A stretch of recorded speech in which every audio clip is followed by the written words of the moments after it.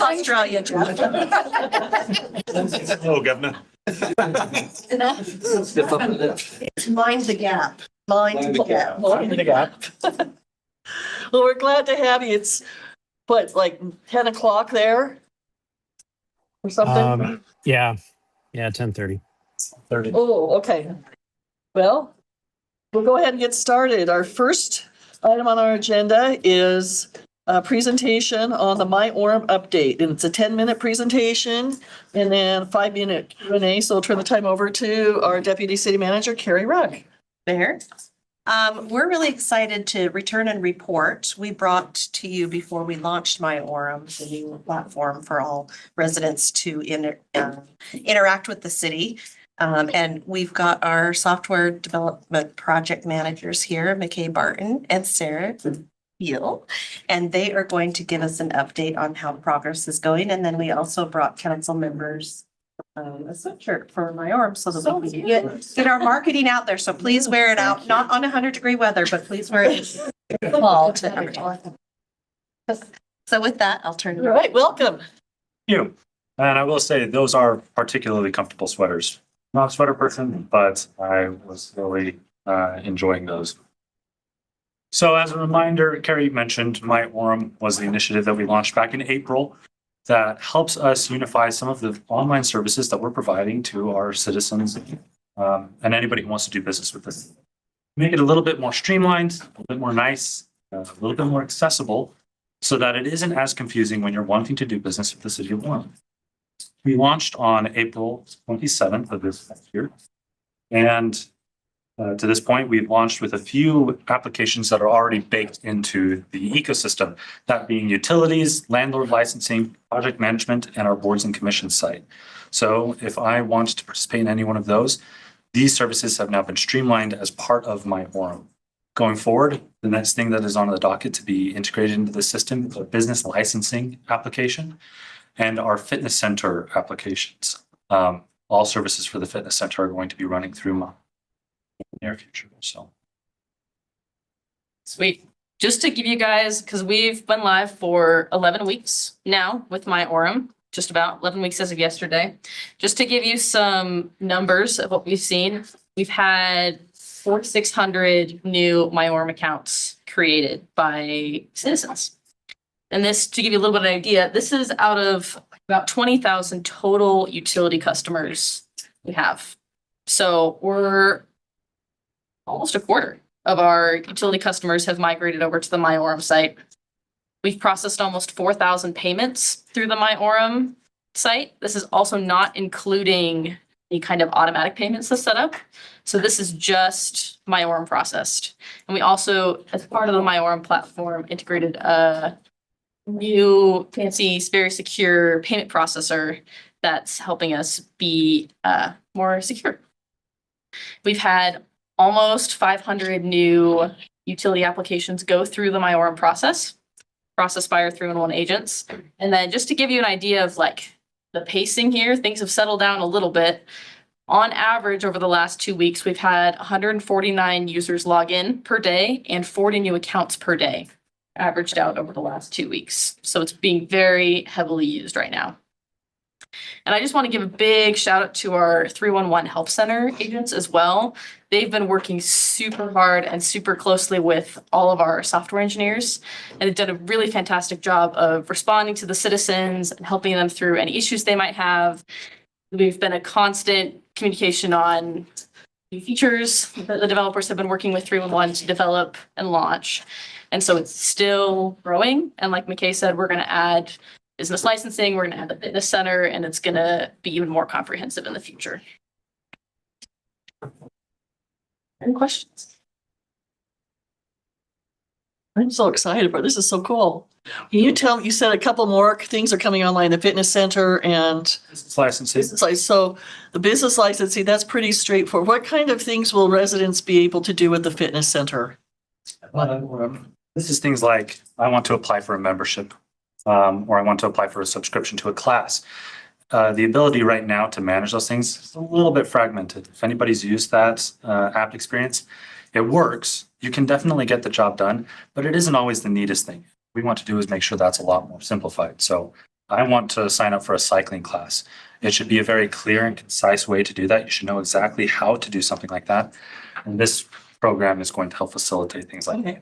I want to sign up for membership because there's a sale going on. We want to make sure that that's advertised and that it is clear what happens when you're actually buying that membership, what it all entails, what's offered to you, the ability to renew or cancel it. Those types of things we want to make super. This is great. I'm excited.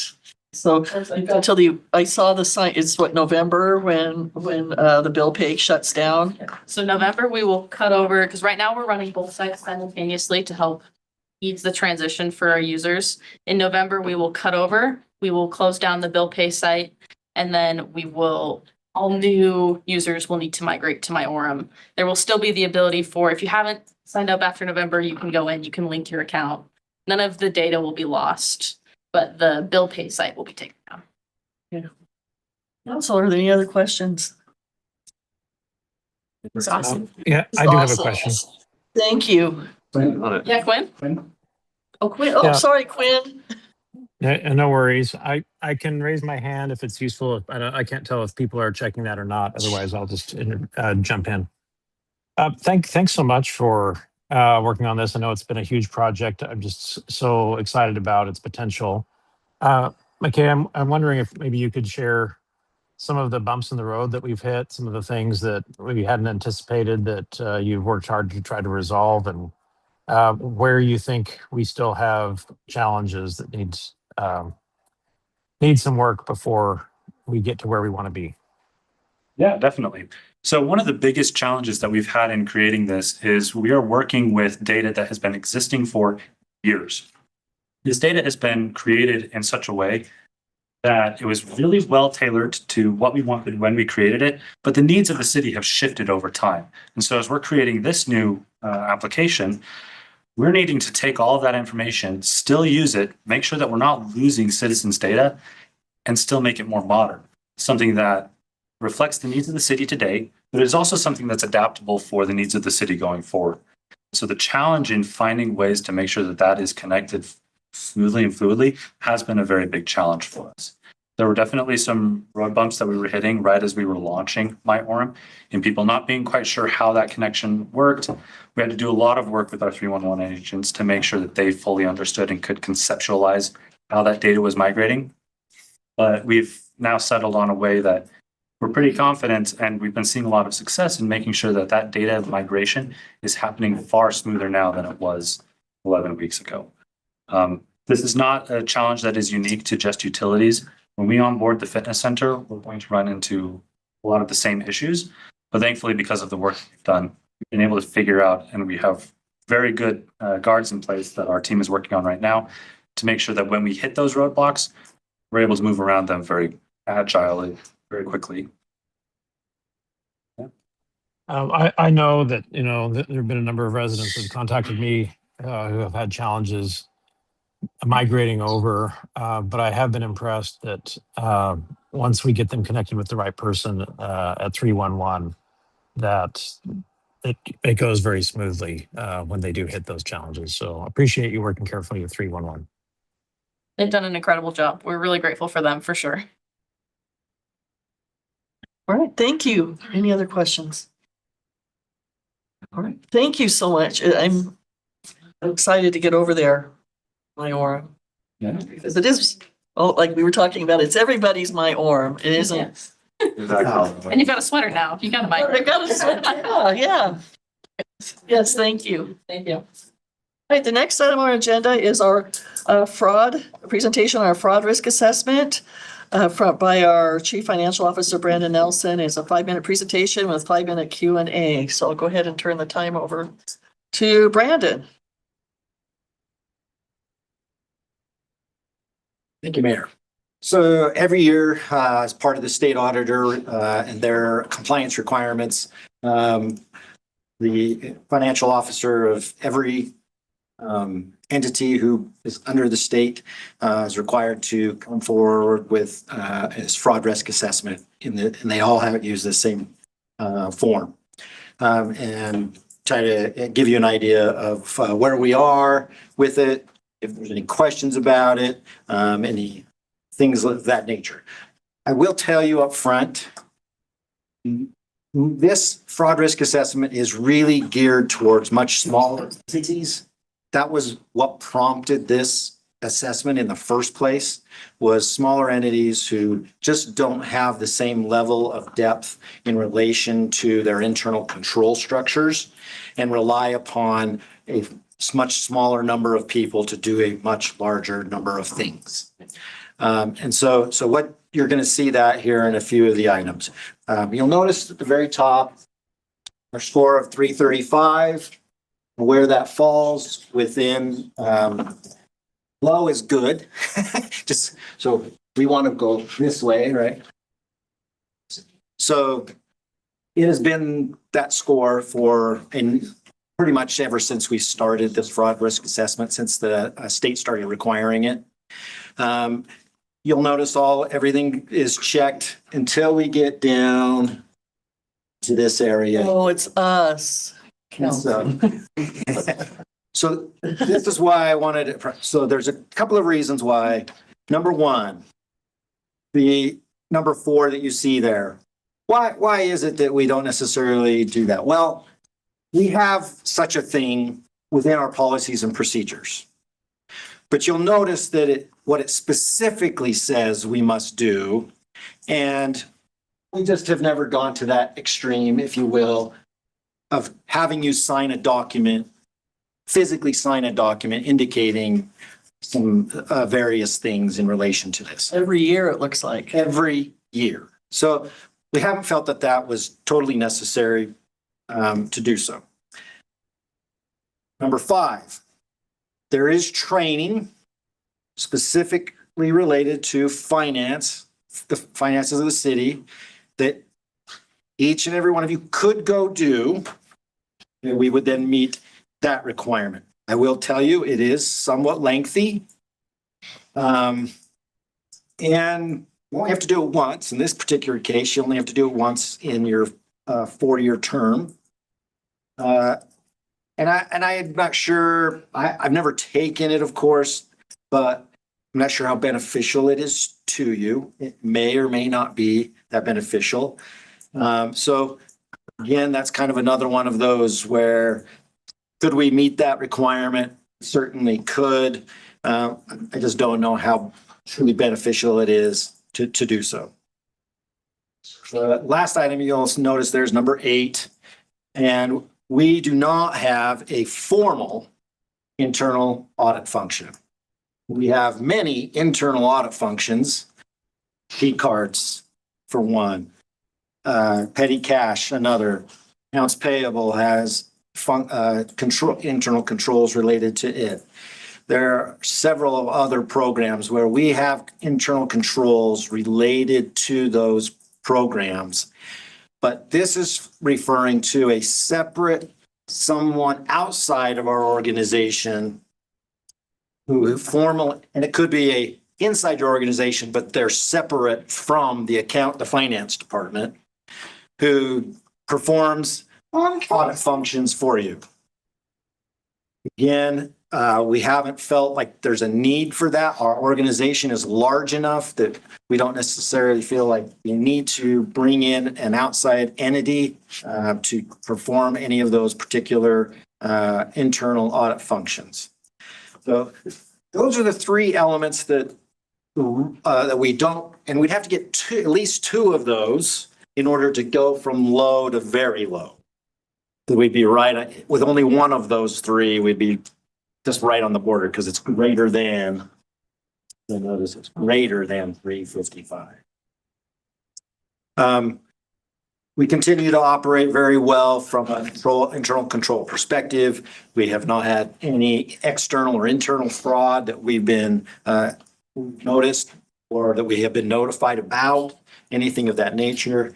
This last year, we actually haven't even seen anything where I think we've only had one, if I remember correctly, where we got something flagged where one of our people kind of just noticed as we all take our trainings in Know Before in relation to various fraud control risks and, don't click on this link or don't click on that link. So something kind of like that. That's really all I have in relation to talking about the assessment. Are there any questions about any of the items that are on there that, or any of those three elements that I discussed that we're currently not meeting? Any questions, council? Quinn, do you have any questions?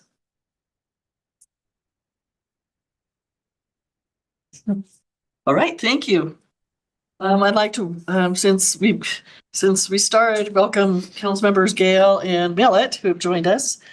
Our next item is a presentation on firework cancellation follow-up, 10-minute presentation, 5-minute Q&A. So I'll turn the time over to Chief Mark Sanderson, Fire Chief Mark Sanderson. Thank you, Mayor, Council. It's really my opportunity to publicly thank you all for what probably historic, the most difficult decision we've made from a fire-related community perspective in taking something away or supporting a statewide ban that was recommended. It was super appreciative, at least from my office and our team, just in trusting the decision we made that was what we thought was in the best interest of the community. I'll follow up to that is that the years 24, 25 is resulting from fireworks. We had 24 firework related fire starts within the three communities. As a result of the ban and truly the compliance from our citizenry, we reduced those fires by 90% to 2 fire start related fires. One was in Linden, garbage can. The other one was a grass fire in Vineyard. So not a single fire within Orem city limits, but within our response area, a fire in both the other communities that was really minor in nature. So, I mean, it was a substantial reduction in the potential. And I feel like overall, publicly, the support within our social media, the numbers I heard, Pete, and if I'm off, please correct me, but it was about a 6-to-1 positive to negative relationship. And so I think we made the right decision. No question in my mind, it was the right decision. There was just no way to not support the ban and then actually have a fire in the foothills, a structure fire in our community, heaven forbid, have a firefighter injured or killed like we saw with the wildland deployments, and be able to justify that in any way. And so I think it was very successful and it's very much appreciative. Last night, Ryan sent me a survey from Like a Citizen. Thank you.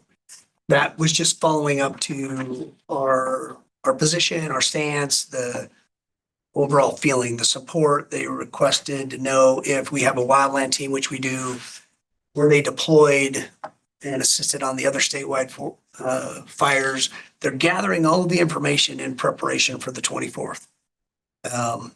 There is a lot of concern.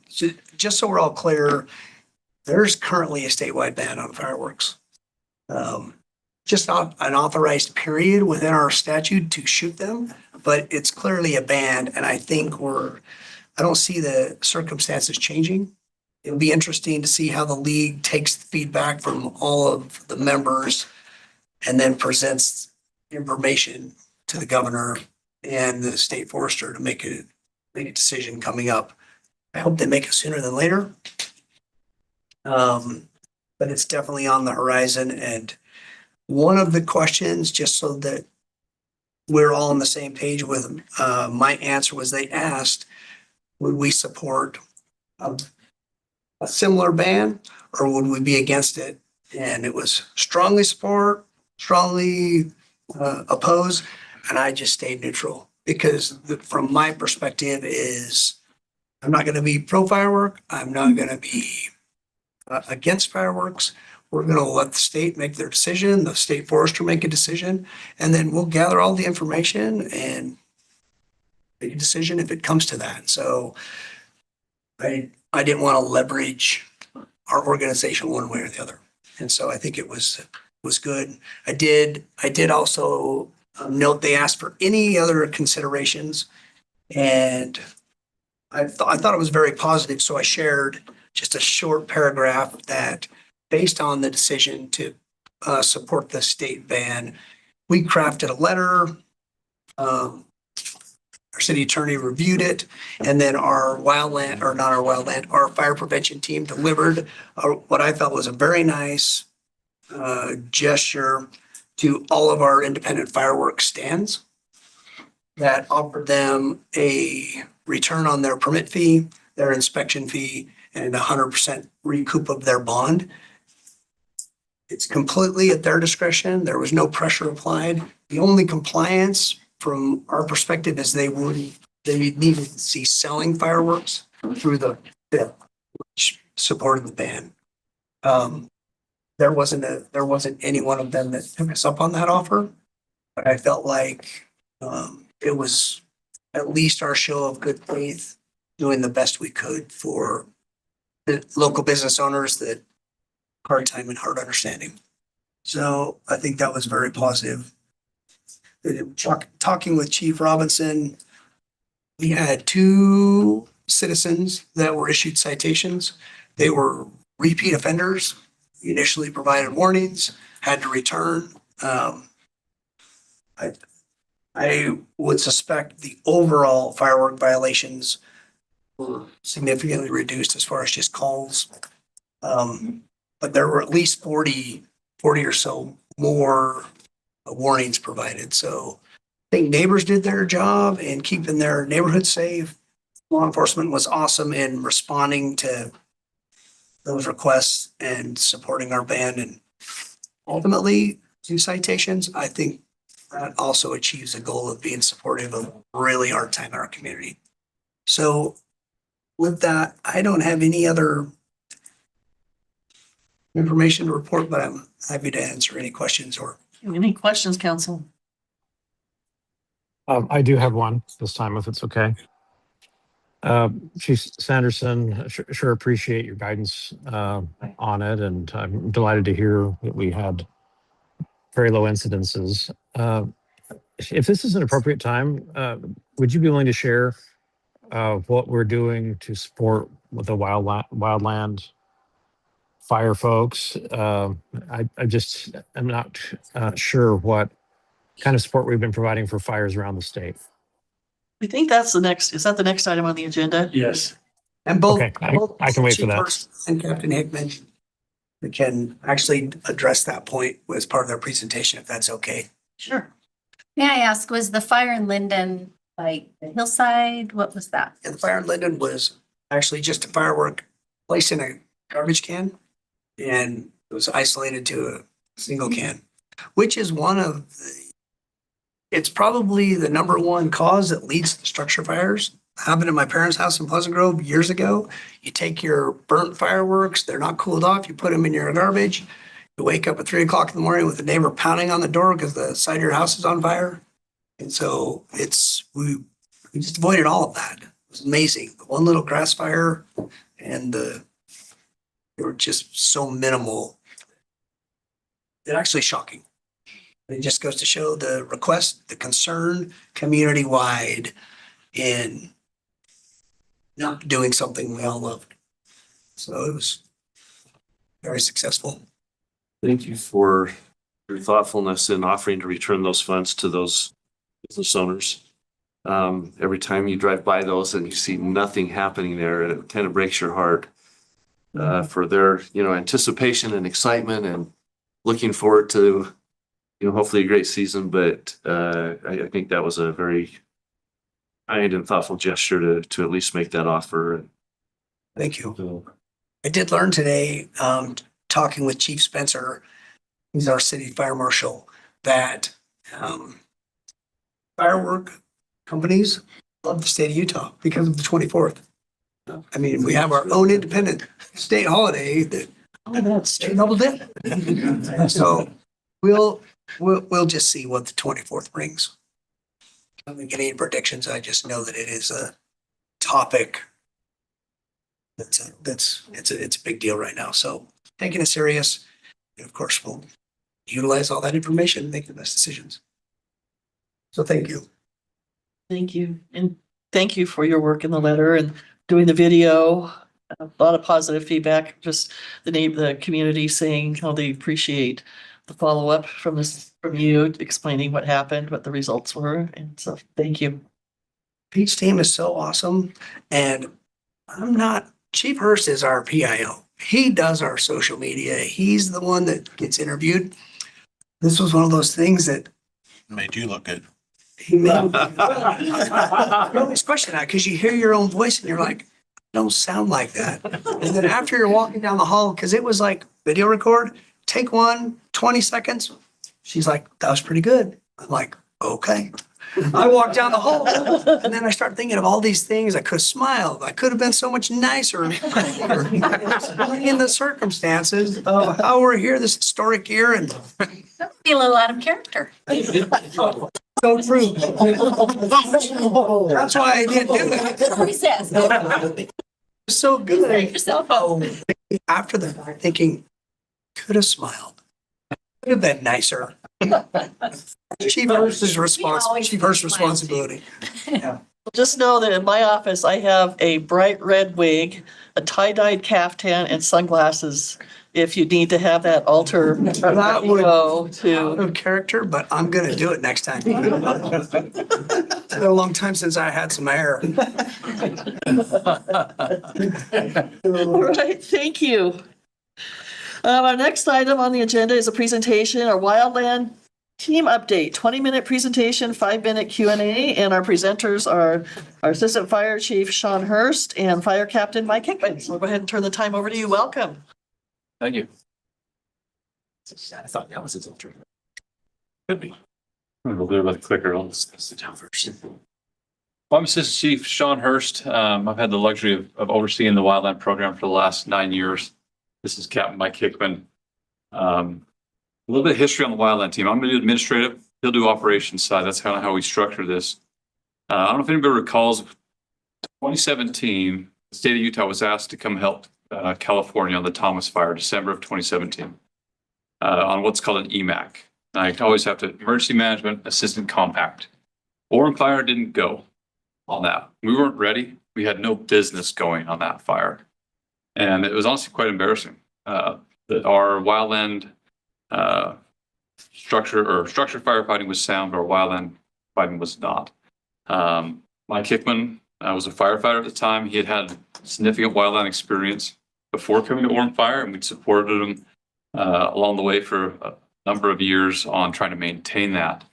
But that next year, he approached myself and the chief with the program on how to fix that. And so we're really proud of where we are 9 years later.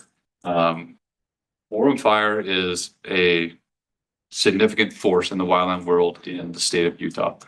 We've developed a program that's well known. We're name requested, and Hickman is a big part of this. But we have several other engine bosses that when Orem's engine is on the task force, Orem engine gets the toughest job. We are known for doing the hard hours, the toughest assignments, and that's how we want the program to run. He'll get in the nuts and bolts of how we accomplish that. But not only the engine, the personnel that we have in this city now. We have several engine bosses. We have what's called a task force leader. In years down the road, it's Mike Hickman. He'll be leading task forces for EMACs out of state. We have 2 people we're developing as part of Type 3 teams that will deploy all over the nation to incident response. Could be hurricanes, tornadoes, floods. Right now, they're doing wildland responses. That's what we know.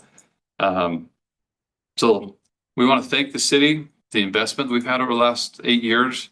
You guys have been willing to purchase us two brush trucks that are purpose built for deployment. We're proud of that. We didn't really have a vehicle that was good to take out. We are under contract on a wildland engine. We're going to take delivery next summer. That is going to be fully funded by wildland revenue brought back by these members to the city. So about that revenue, when we started this program, it wasn't about dollars, and honestly, the dollars weren't there. It was about developing a program that would protect Orem better and develop our personnel. And now over the years, the state has recognized that they can't function without us. We're what's called a cooperator. And Hickman will get into kind of the guts of that, but they kind of sweeten the pot. And so we're either going to fund that engine all off of revenue. So right now we're at $1.4 million gross brought into the city. And the lion's share of that goes to our employees in overtime. But we've been able to run this program in the black. We're starting to buy our own equipment, buy our own PPE, and buy a fire engine next year. So we're pretty excited about that. So before I introduce Mike Hickman, everybody saw the smoke 2 weeks ago, 3 weeks ago. Prior to that, the state, red flag warnings, everybody familiar with that? We have fire conditions that we know if a fire sparks, it's going to grow immensely. And they had forecasted that the state developed some task forces, sent them all over the state. Our units were part of a task force that was stationed in Provo. They were spun up just a couple days before that fire, and they were ready to go for the Iron Fire. The night of June 20th, I've had a lot of calls from Mike over the years. We had a busy day. We had a close call, but the night of the 20th, and watching that plume of smoke, hearing the evacuation of Eureka, and knowing that these guys were on the flaming front of that fire was a little different when they're right in the backyard. There was a structured team that was mostly volunteer firefighters in Eureka that night. Task Force Actual and Mike Hickman saw the need. They were able to talk the IC into what's called going direct on that flaming front. They rolled into town with flame lengths 30, 40, maybe 50 feet on the ridge, and were a big part of saving Eureka that night. So Hickman will get into the kind of the guts of that, but the beauty of it is they've been there before. They've been on the Dixie Fire. For scale, Dixie Fire burnt just under 1 million acres. So roughly 75% of Utah County would have been burnt in the Dixie Fire in California. And they were out saving homes and properties in that fire several years before. So they were ready for this. So I want to turn the time over to Mike Hickman. Really proud of where he is in this his career and where he is in the Wildland Division right now. And he'll get into the operations and what it's like out there in the field and what it was like that night in Eureka. So thanks, Chief. I appreciate the opportunity to present to you guys. Some of you guys that have been on the council for a little bit, I've presented similar things before, just kind of talking about our program, letting you guys stay up to date on what it is that we're doing, because we really appreciate your guys' support and the opportunity to represent the city of Orem all across the country. It's been a great success. So maybe. The best thing about these presentations is Mike puts together a slideshow. He adds music and it's awesome. Yeah, it's not Pete's Not yet. team. I thought you were going there. But it's a fireman's version. You'll have to bear with me there. So our wildland team, currently it's made up of 17 individuals. We're spread out amongst the 3 shifts, as well as we have 4 members in the office that participate in the team as well. We have different positions within the team, like a saw boss, a supply cache manager, communication specialist, a WUI coordinator, the wildland urban interface. So we try and cover all these different things as subject matter experts within the department on this wildland team. We have myself qualified as a task force leader, strike team leader, and IC type 4. We have 3 engine bosses, including myself, 3 IC type 5s, and 5 firefighter type 1s. Those are our current qualifications. Mike, Yes. IC stands for Incident Commander. Yes, sir. Yes, sir. Yeah, So the incident command system, it was really, it was born from the wildland world. It was originally called Firescope. It came out of California, and they were just really good at running large scale incidents. 9/11 happens, and nobody knew how to run an incident that big. And a fun fact about 9/11, a bunch of wildland dudes with beards and green pants showed up and helped the FDNY run that large scale of an incident. And that's where NIMS and ICS was born, was out of the 9/11 incident, where the National Response Framework was built and kind of was all born from the wildland industry. So the way they run it is a type 5 incident is the smallest incident that we have as far as typing goes, a type 4. And that's something that it's done and over in a single operational period. So that's like a car wreck on State Street, that's a medical call, that's a single lightning strike, one tree's on fire, small incident. Type 4 incident, large scale, there's going to be a lot more people there. It's more of a complex thing. A type 3 incident, now you're going to start bringing in, these are the kinds of probably classes you guys have taken where there's a finance section chief and a logistics section chief and all these type things. And then there's ultimately a complex incident management team. They used to split it between 1 and 2, but that's kind of splitting hairs. So that's where we're at. We've got myself as a type 4 IC, and then I've got 3 type 5 incident commanders that have to go through task books and get signed off, having real world experience doing those things. Hey, Mike, where did the Timpanogos fire categorize? The range fire ended up being a type 3 incident. So I just had my first child. He was like 10 days old, and I get a phone call saying, "Hey, Mike, the mountain's on fire." I live here in town. I was like, "Yep, I can see that. Sounds like you guys are gonna have a fun day. That'll be cool." And, "No, Mike, I need you to come in." I'm like, "I'm on FMLA. I don't know. Sorry, I got a newborn." And no, Mike, it started in the shooting range. I need you to come in. So I was a type 4 IC trainee that got to run a type 3 fire for the first couple days. So got just thrown into the deep end and figured out how to swim. Hey, But one more thing too. Not that anybody needs to toot your horn because you're amazing, but explain to them the role you play as the task force leader in comparison to other departments and how that looks like for the state. So as a task force leader, I'm able to, in the wildland world, there's engine bosses is usually going to be like your engine captain, right? But in the wildland world, there's a lot more than just engines. There's hand crews, like hotshot crews that you guys are used to. They're led by a crew boss. There's heavy equipment, so like dozers and masticators and big machinery. So they have a heavy equipment boss. There's firing bosses. There's all these different levels of supervisors. And then a task force leader can take all different types. So this task force that I was able to supervise just barely with the state, we had a dozer, a water tender, type 4 engines, type 3 engines, and type 6 engines. And as a task force leader, I'm able to supervise all those different types of resources all at the same time. So. Thank you. Yeah. And it's really significant. It really is what puts, like Chief Hurst said, Orem on the map with our capabilities, all stemming from one individual that saw the need and where it's expanded. So. Yeah, so when we started in 2018, it was a 9-person team.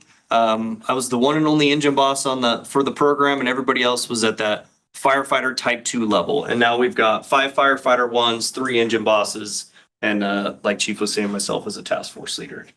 So kind of a little bit of a timeline. Chief Hurst kind of touched on this a little bit. We pitched the program in 2017. This presentation is not about me, but I started wildland fire in 2009. I did it right out of high school, so that was kind of my background. Coming into Orem Fire in 2014, a few years in, I was able to team up with Chief Hurst, who was my battalion chief at the time, and we pitched this program. At the time, the only people that held their wildland fire certifications were those that had it through their part-time employment, that they worked somewhere else and that's where they got it. Orem Fire, for the longest time, the mentality was, hey, our job is structures, our job isn't wildland, so we're going to call the guys with the green pants to come and take care of that, right? I was able to meet with our leadership team and explain to them that actually is a little more complicated than that. If the fire starts in Orem and goes into state or federal property, that is Orem's problem. So we have a lot of WUI or wildland urban interface all across that east bench, obviously, that if a fire starts in our backyards and goes up the hill, we enter into what's called a cost share with the federal government at that point, because ultimately that fire is kind of our fault. It started in our city, right? By participating in the state's MOU program, it's a contract that we enter in with them every year, and the cost share agreement that we enter into with them, it's essentially insurance that we get through the state of Utah. By playing the game, playing by their rules, when we have a large fire happen in the city of Orem, the state of Utah picks up the bill because we go and help when the state of Utah needs help in other instances. So I don't know all the specifics behind it, but I know that a bill was issued to the city of Orem after the range fire. We were able to highlight that contract and send it back and not have to pay a giant bill for the range fire. So paid off big for us that day. And by doing these deployments, that helps us, but then also with the cost share stuff, we do mitigation projects every year for all 3 cities where we go around and we reduce our wildland fire risk up to a certain dollar amount that the state says, hey, you need to do this much work, which we do more than what they request every year. So spring of 2019, the team has been formed. 2020, like Chief Hurst said, we purchased our first deployment ready Type 6 engine. This is our first Type 6 that we ordered right here. First one was a single cab Ford. It's very cozy riding with 3 dudes all the way to Ventura, California in a single cab. So High school days. That's we were able to really get to know each other, being 3 deep all the way to Ventura and being 3 deep for 14 days in the West Desert of Utah here. So we were able to get this truck, which has been a great workhorse for us. So we've been really happy with this. In 2025, we were able to purchase a sister engine to this. It's another 4-door Dodge, just like it. So engine 632 and 634 are our Type 6 fire trucks that go out on these wildland deployments. So just for some perspective, these are Type 6 engines. It's a Ram 5500. And then Type 1 engines are what we normally have driving around here in the streets of Orem that you guys see all the time.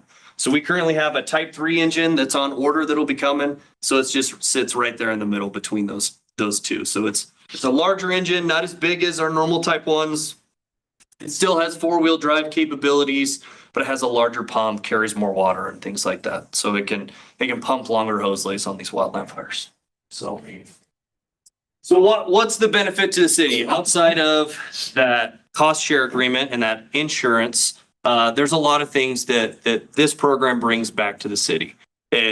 For me, the number one point that I brought was the safety aspect for our first responders. We go on a lot of specialty calls as first responders. We're kind of that, hey, I got a problem, I'm going to call and the fire department's going to figure it out. You wouldn't believe some of the stuff we get called for to help people out on.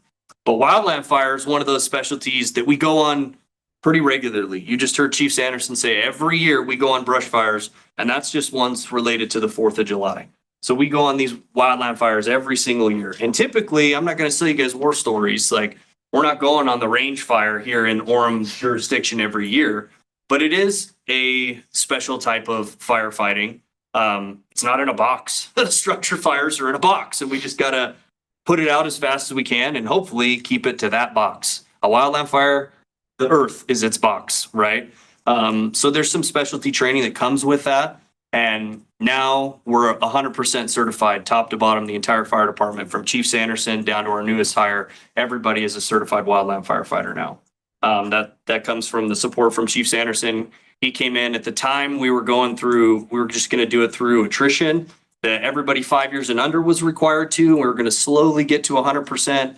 And Chief Sanderson saw the benefit and just said, no, we're gonna make that 100%. And we've seen the benefits from that. We talked about the cost insurance, that positive PR that when we had the Palisade fire in Los Angeles in January last year, again, being a citizen of Orem, being able to talk to my neighbors and the sense of pride that they had that, hey, yeah, my fire department is out there and helping the citizens of Los Angeles in their extreme, national historic event, we're there helping. And that to me is a really cool opportunity to represent our city and do that. The revenue that was talked about with Chief Hurst and the morale, the guys are able to get overtime at no financial burden to the city. Because while we're on these fires, we're able to bill our hours directly to the incident and give guys the opportunity to make a little bit of overtime. And the fire's paying that bill. So we talked about the safety aspect a little bit. You see here a 747 drop in retardant. This is the reason I put up this photo is because I don't know if you guys heard in 2018 Battalion Chief Matt Burchett He died on one of these deployments. He's from Draper City Fire Department. He was actually my captain when I was a fire intern, fresh out of the recruit academy. And he went on this deployment to California, and he was working around these large aircraft, and it was a tragic incident, and he actually died because of retardant drop, hit a tree, and the tree came down and crushed him. So I can't stress enough the importance of the safety aspect that comes with knowing what you're doing on these wildland incidents. He was dialed, and he ended up in a situation that he was because he was trying to make sure that his men weren't on the line when that came through. But because we have members of the department that have experience talking to these aircraft, knowing how far away they need to be, knowing what they need to do, we're going to operate in a much safer manner. And we've got these subject matter experts now, right? Another huge point to me is the working relationships that we're able to establish with our partners at the state of Utah. Just this last deployment, it was made up primarily of people from the state of Utah, from the Division of Natural Resources, Forestry, Fire, and State Lands. And we've entered into agreements with them in the past where they've put on chainsaw classes for us. They've helped us gain these experiences that we need. And in return, we're able to, if they have seasonal firefighters that want to become career structural firefighters, we now have that relationship, and they can come here, and we know that they're good, hardworking people that have strong work ethic, and they're going to fit in well with our culture. So over the last 8 seasons, we've been able to deploy all over the Western United States, and even one all the way over to Kansas, as you can see. And that number is just going to continue to grow. We've gone on over 25 deployments. Like I said, we've gained lots of qualifications, and it's just been really cool to see the Western United States to help on these things and represent the city of Orem in that capacity. So I'll talk lastly just about this most recent task force. Like Chief Hurst said, they stood this up because of the significant wildland threat that the state of Utah has right now. You guys might look at a juniper tree and think that that's just a desert pine tree, and I look at it as lightning in a bottle. Those things are ready to burn, and when they burn, it is a show. The oil that's in those things, it's like a house is on fire, but it's a tree.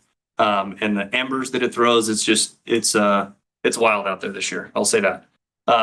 So they stood up this task force. We did 1 day of staging in Provo, waiting for a large enough incident that local resources weren't able to tackle it. And after a single day, we got the phone call and we went to the Iron Fire just outside of Eureka. We were some of the first resources there within the first couple of hours of it starting. And like Chief Hurst said, in that first operational period is when the city of Eureka was getting evacuated, and we were able to tactically reposition ourselves to that side of the fire. And I was in a very unique situation where I come from the structure world, but I was there in a wildland capacity. I had my wildland radio and I had my structure radio. So I was able to talk to the volunteer fire departments, and I was able to talk to our federal partners and kind of act as that liaison and kind of herd the cats, if you will, and make some things happen. And I'm confident that this group of individuals right here is the reason why we didn't lose homes in the town of Eureka that night. So it was a really cool experience. Really, really humbling to be able to see that kind of force of nature come down and see these firemen make a stand. It was really cool. We had 40-mile-an-hour winds switching directions on us, and we threw a Hail Mary and we poured fire in people's backyards, and it worked. So Firemen starting fires. That's what they love to do. So, yeah. it works. It works. And I've got a video here that I'm going to show you guys. It's just a couple minutes, just highlighting some of the efforts of the men on that deployment. And then if you guys have any questions for me. Thank you.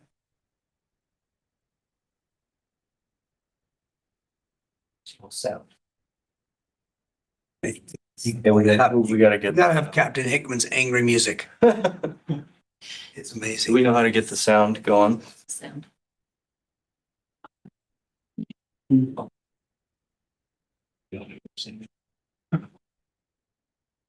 It's one of the hardest parts is picking the right song. That's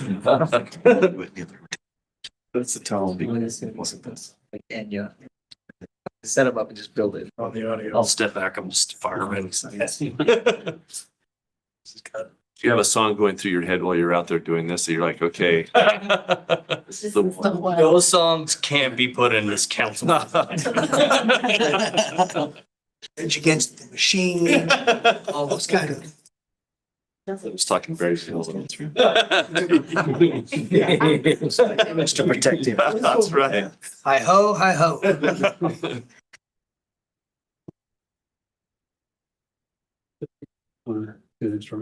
Yeah, just put it on the computer. So you can sing the song that's supposed to go with this. Yeah. It's a lot of instruments. Last year was fun. Now I want to go done. Yeah, you want to go.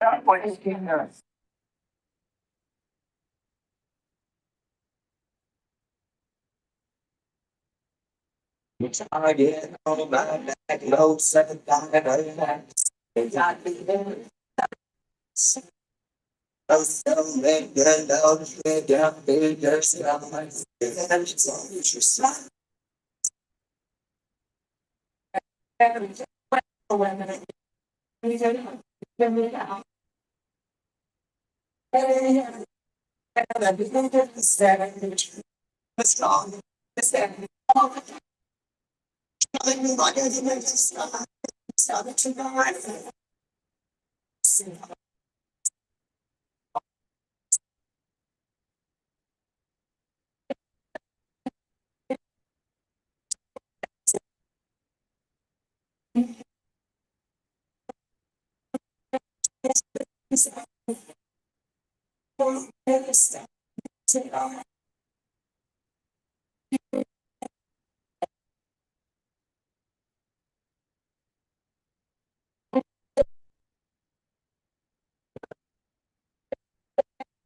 think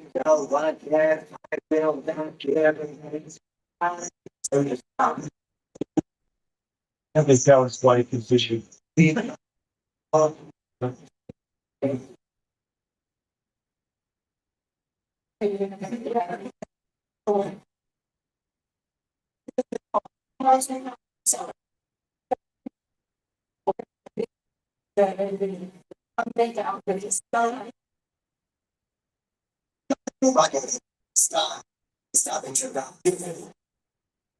The high feeling guys.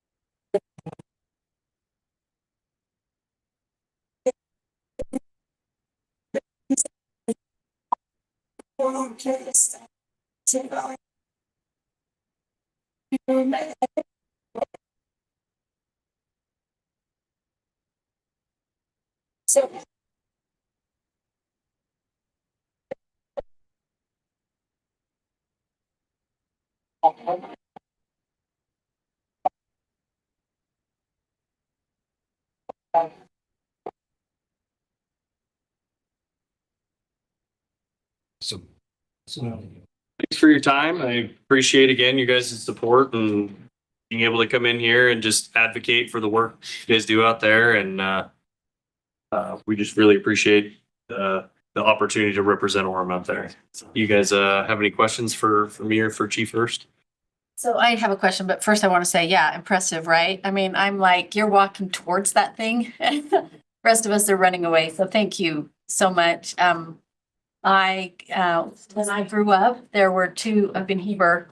A neighbor of mine was a firefighter that was killed in a wildland fire. So it was, every time I hear of these fires, I think of you guys. So thank you for that risk that you put yourselves in for, property, really, for people's, valuables. But anyway, so my question, I'm kind of curious, that big equipment, where does that come from? How do you get that, or is? The state of Utah owns and operates that dozer specifically, but there's the wildland world is full of so it's kind of tiered. There's federal, there's state, there's cooperators, which is us, and then there's contractors. So the feds and the state have a lot of heavy equipment that they purchase specifically for wildland firefighting.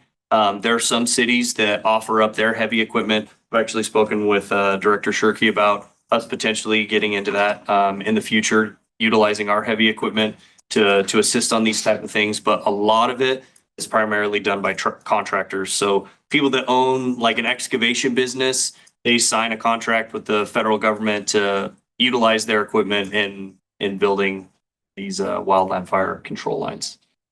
I want to say thank you, but I feel like that doesn't convey what the appreciation that I think we have. I said, one of my earliest childhood memories around wildland fires, growing up in a canyon outside of Santa Barbara, California, and watching my dad on the roof with the hose and going up the road and seeing the half of the ravines on fire, just on all these different things. We had actually moved by the time a fire actually burned down the house that we lived in. But yes, there's just, thank you. Thank you for putting your life, literally lives on the line to help protect our communities. And I appreciate what you do. Thank you. Thank you. Appreciate your support. We're just proud of you. We're really proud of you. And my Chief Sanderson had sent some of those videos via email, and I had to call my sons in and say, "You guys come look at this." And they were proud of you, and we're proud that you're representing Orem. So Yes. Yes. Multiple meetings I've talked with Bren about budget expansion requests because I see it coming. One of those helicopters hovering over structures, dumping a load of water, fires out. As long as the mayor can push the button, Yes. drop the water, right? Go ahead and keep requesting, chief. You're allowed to want. That's right. Thanks so much. Thank you. Thanks, you guys. All right, next item on the agenda. Canal. This is for the next one. Okay, so we're doing the canal update next. Yeah, we're doing the canal update next. I don't have a slideshow because Okay. I killed it. I sent it to the fire department. They lifted my music from it. And so that would be the only thing that'd make the canal more interesting is that music. Music. So the canal, so as you know, the canal, we have gotten a grant from MAG, and we have now issued a contract to Methods Studio, and they're helping us go through it. We have our first meeting with them tomorrow. Will be the scoping tomorrow, where we'll set out the agenda and timeframes and things like that. So I know you're getting lots of questions. I know you're getting lots of emails. So we wanted to come in and quickly give you that little heads up about where we are. Once we have a schedule and we're looking at things, we'll come back and let you know the schedule of how we'll go about it.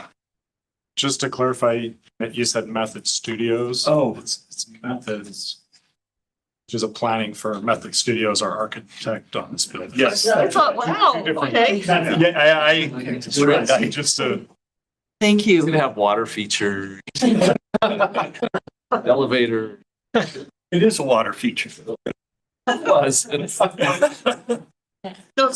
So then, as residents have questions, at this point, it would still be appropriate to send them to you Yeah. until Method is going? Until we get them going. One of the major things and what we want to focus on primarily at the beginning is outreach. And we've had lots of people contact us. Thank you for forwarding emails to you. We're keeping track of all of those people. We want to work with the residents as much as possible, especially those who abut the canal. And I've talked to many, many people. And, no surprise, the farther away from the canal you are, the more in favor of it you tend to be. The closer to the canal, the greater your level of uncomfortableness and the questions that you have. So we're trying to look at getting some really good public information out rather than just anecdotally what we have, because I've heard everything from this is the greatest thing that could ever happen to Orem. Of course, we should do it, to this is the worst thing that could ever happen to Orem. Of course, we shouldn't. And everything in between. So we're excited, and we'll keep Method Studio away, and we'll just work with them. What's your timeline of the complete? I'm hoping to have something by the end of this year that the council can review this year, information back, especially the public outreach, because part of this, if early on, the community support is just, let's say, overwhelming, that can really shape how and what we would do from there. If the community was overwhelmingly against something like this and it just wasn't going to happen, the sooner we can find that out, the better. In going through, lots of people are very interested in this. So I'm sorry, I need to clarify this then. Oh. So by the end of the year, we'll have the completed report, or by the end of the year, you want to be finished with the community outreach? Certainly by the end of the year, we'll be finished with community outreach, and we will have a good draft of a report.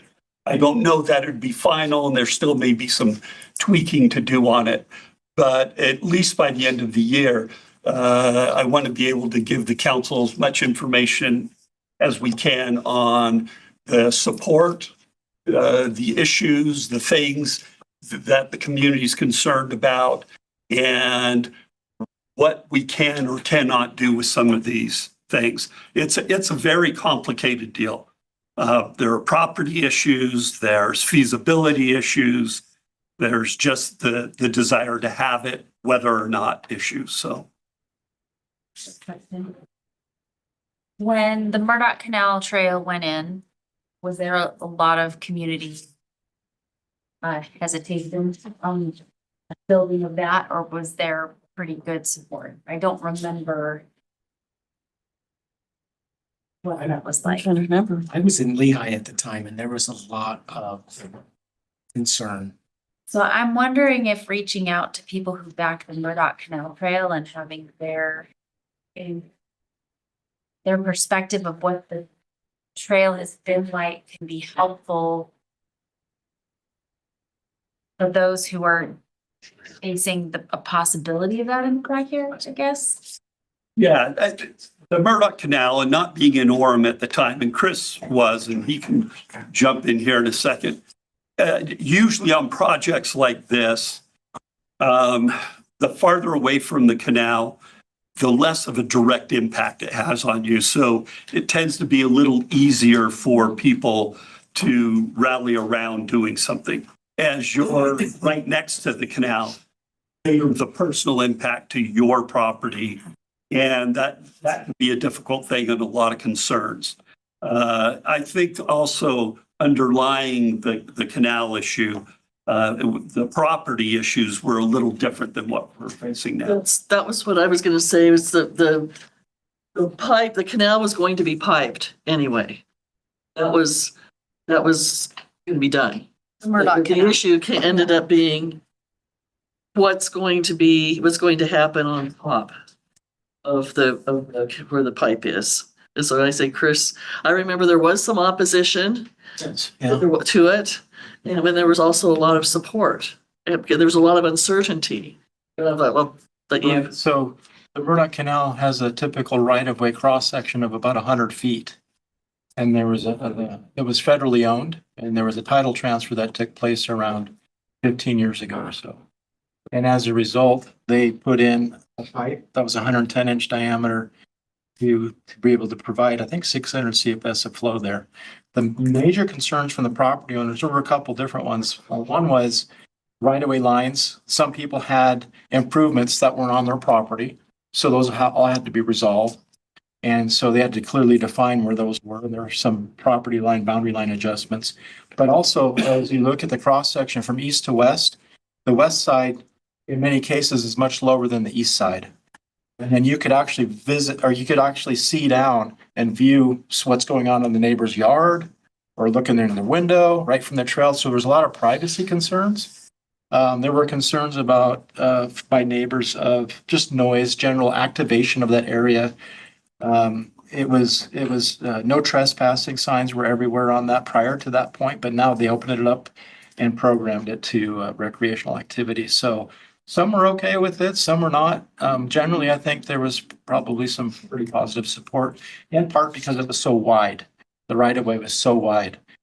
Provo Bench Canal and North Union Canal, the right of way is anywhere from maybe 6 feet to 20 feet in width. So it's much tighter. So the trail in Highland, Cedar Hills and Highland, Trail, narrow, right? what one? Is it the Murdoch Canal Trail that continues, that goes to the Jordan River? Yes. So how would can we look at how comparatively those neighbors, to Crystal's point, the reception and I mean, that's been 35 years, right? 30 years that they, Murdoch Canal is 2015-ish.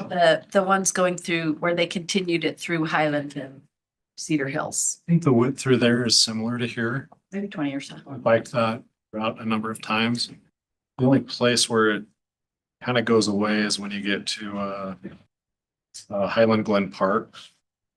Once you come down into that little valley, the trail just, it's not really on the canal anymore. You have to wind your way through and then back on city streets. Yeah, and I stand corrected. You're right. It was when the Murdoch Canal Trail, when they were doing all that, I mean, didn't Highland embrace that? And they actually put it through subdivisions? Yeah. Wanted it to weave through homes, through neighborhoods and kind of have that connectivity. What was I'd just be curious to know how that all ended up. You know, the perception, how people feel. I think there's a lot of fear of the unknown, and if we can help answer some of that for some residents to say, okay, here's where it's been done before and how it turned out, it could be helpful. One of the reasons we picked methods is in their response to the request for proposals, they list people and qualifications or experience in dealing with these issues. And a couple of them were very involved with the Murdoch Canal and have a real good history and worked on it quite a bit. And we thought that experience would be invaluable for us here, since we'll be facing similar type of issues. One of them actually led the project, Murdoch Canal project, so. The most significant difference is that Murdoch Canal right of way was owned by that private association. So I think that's wonderful, and I think Method's going to do a great job. I think it shouldn't be too difficult to ask them if there's other narrower canals and share examples of how that's turned out to be well used and activated and low crime and a an overall benefit to the cities where those are located. I think we do a really good job of showing comparative analysis. And Murdoch Canal is obviously a great data point, but there's probably a couple others we could find around the state that could ease concerns. And one of the reasons for bringing this to you tonight, even though we're having the scoping meeting tomorrow, is so that we can relay to them the concerns that the council's hearing and the ideas that we should keep in mind as we go through the process. So this is very helpful for me. And one thing that we hear a lot of too is there's already activity in the canal, there always has been, but concern of what's happening there now and the fear being that that's just going to escalate if that's opened up to a trail. I remember when we put the pickleball courts at Sharon Park and how crime went down significantly. And so I'm wondering if there's any data that could be found that would compare, just this dead space with no eyes on it to a public trail where people are coming and going, and if that in fact would have a positive effect on.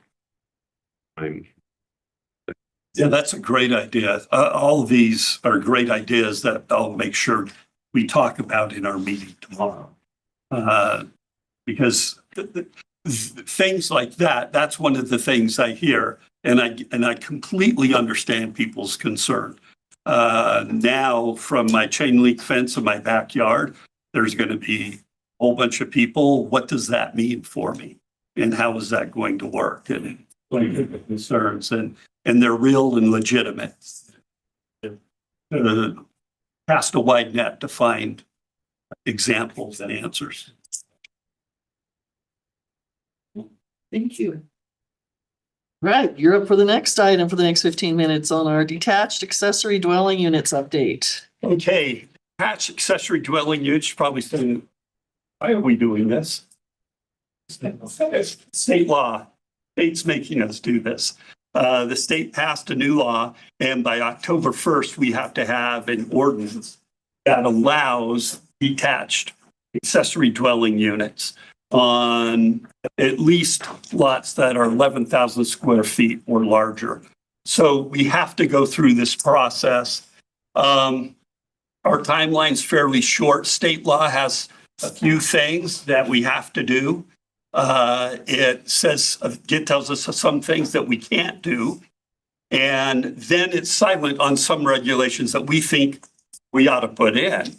And so this just shows you we're taking this to Planning Commission July 15th. They also have a meeting on August 5th. I want to be done with Planning Commission and have told them this is their deadline to make any recommendations to the council, because now it gives the council August 11th, September 8th, and September 22nd to look at and deal with an ordinance.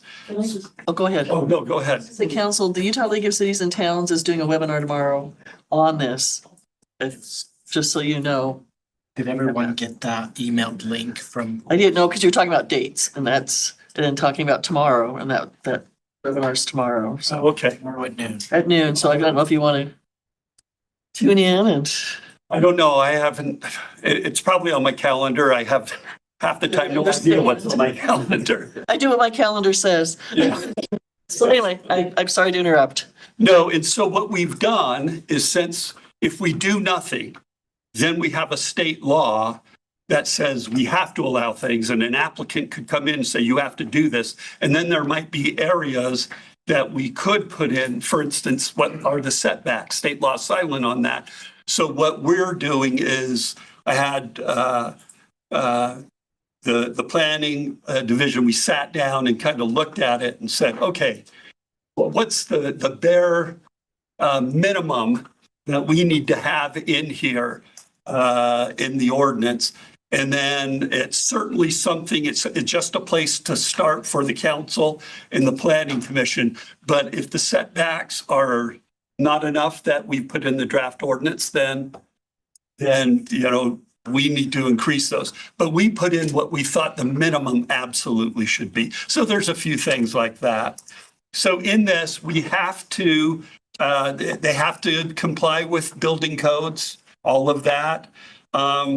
We have to allow, if say somebody has a detached garage, we have to allow that to be converted in, but only if it meets the right codes and setbacks and things like that. Yeah, can I just say, I had one near me, they found that, when someone bought the property, that someone had put people in a detached garage and put the sewer in the ground, just dug a hole. So we're gonna be inspecting all these. Oh, yeah, absolutely. Very tight control, right? Yep, and we're gonna put in, what we can't do, on this, we have to allow it. Somebody's got a detached garage and it meets other issues, we would have to allow that. One thing that we can't do is we can't make it go through a conditional use process. State law says we can't do that. The second one, this requires setbacks from property lines or from a detached dwelling that make it unreasonably difficult. And I hate language like that because I don't necessarily know what unreasonably. So we're trying to look at things where we can have good common sense regulation that protects existing neighborhoods while meeting state law requirements. And we can't require more than 2 on-site parking spots for an ADU that's 650 square feet or bigger. And we can't require more than 1 on-site for one that's less than 650 square feet. And we have, we can't, the state law requirements, we talked a little bit about those when we dealt with the building height and the new building envelope within which you can build. There are certain elements state law will not allow us to regulate. Those same requirements apply to these detached ADUs. And, but what we can is we can require that they comply with our lot coverage and things like that. That's why the state says you have to allow it on 11,000 square feet. We don't think we, even though the state law would allow us to go less than that, we don't think we should. We think we ought to start with 11,000 square foot lots, keep it on that, and see how this goes. We want to be very careful and cautious in our approach and incremental. And we can require it to be consistent with the main dwelling unit, and we can require that it not be larger than the primary dwelling unit, or these or in easements, things like that, that would really interfere with it, existing easements and things that we do in a lot. We're not going to allow them in the front yard. They're going to have to be back behind the front yard setback, and they cannot be, we don't want them to be rented for less than 90 consecutive days. That if these are accessory dwelling units, they are not short-term rentals, and we want to make that really clear in the ordinance. Whereas if we do nothing and don't create an ordinance, there is an argument that somebody could say, oh, if you allow short-term rentals, I could use this as a short-term rental. And we can go in, and if they take out parking to put it in, they have to replace the parking. You've got to have adequate utilities. We'll be looking at that on a case-by-case basis. They have to hook up and have the capacity for location, utilities, and there's only one, whether it's detached or it's attached in the home. You don't end up with 3 units. And I think that's it. That's it. So this is just to, I know some of you are very familiar with this. We do have a short time frame. If we were doing this, if we didn't have the short time frame that was mandated by state law, putting these requirements on us, we would approach this very differently. We'd have a different conversation up here and take more time to really talk about things and think about it and go through the process. But we're kind of under the gun with this. So just be aware. I'm not necessarily tonight looking for a lot of feedback. This is just an introduction. And Jared sent out to you last week a copy of the ordinance. So you're probably wondering, why the heck do I have this ordinance? And this is now to give you that context while you have it, what's going on with it, and be thinking about it so that as we come in later on in August and September, that we can have those conversations. And I would imagine we'll want to have another work session where we can go over maybe in more detail exactly how this works and what an ordinance would do and not do. We want to make sure you really understand and go into it with your eyes wide open on that. Appreciate it. Just kind of the heads up introduction as the planning commission will be tackling this. Wow. Yes, and they'll be looking at it tomorrow. And again, I've told them we want planning commission's work to be done by August 5th so that the council has plenty of time to come in and think about this and look at it. Gary, asking for a friend, if I wanted to construct a detached catio, Is that, can I do that? Is that possible? Or- Oh, absolutely. Just do it. Well, it's being the friend. I guess the dwelling is for people. It's like, Oh, okay, okay. I don't know, but that's. Some people feel like their cats are like people. Oh, I don't know. That's all. Admit to that. Your lot's over 11,000. It might be close, yeah. Mine's over 11,000, so. Oh, no, I just appreciate you and staff Yes, jumping on this super quickly. thank you. It's been coming quickly and fast and heavy and a lot from the state, so the fact that you put this much together is really impressive. So, thank you. Just a quick question. I mean, we have no idea what the response is going to be to this, with people actually doing it, but does that cause you any heartburn, Chris, with infrastructure and pipes and? It's a small impact on utilities. For single family dwelling. If we have lots of them popping up all over? I mean, if we double the number of units throughout the city, then that would be a concern. We don't see that happening. Probably don't ever happen. Lots this size in Orem. The guess of them are 8,000 or smaller. Yeah. And with the 11,000 square feet, and just looking at a kind of a normal size home on 10 or 11,000 square feet, it would be hard to situate a 650, 700 square foot detached unit and still have a functioning area. And when you get down to 8,000 square feet, boy, that's really difficult.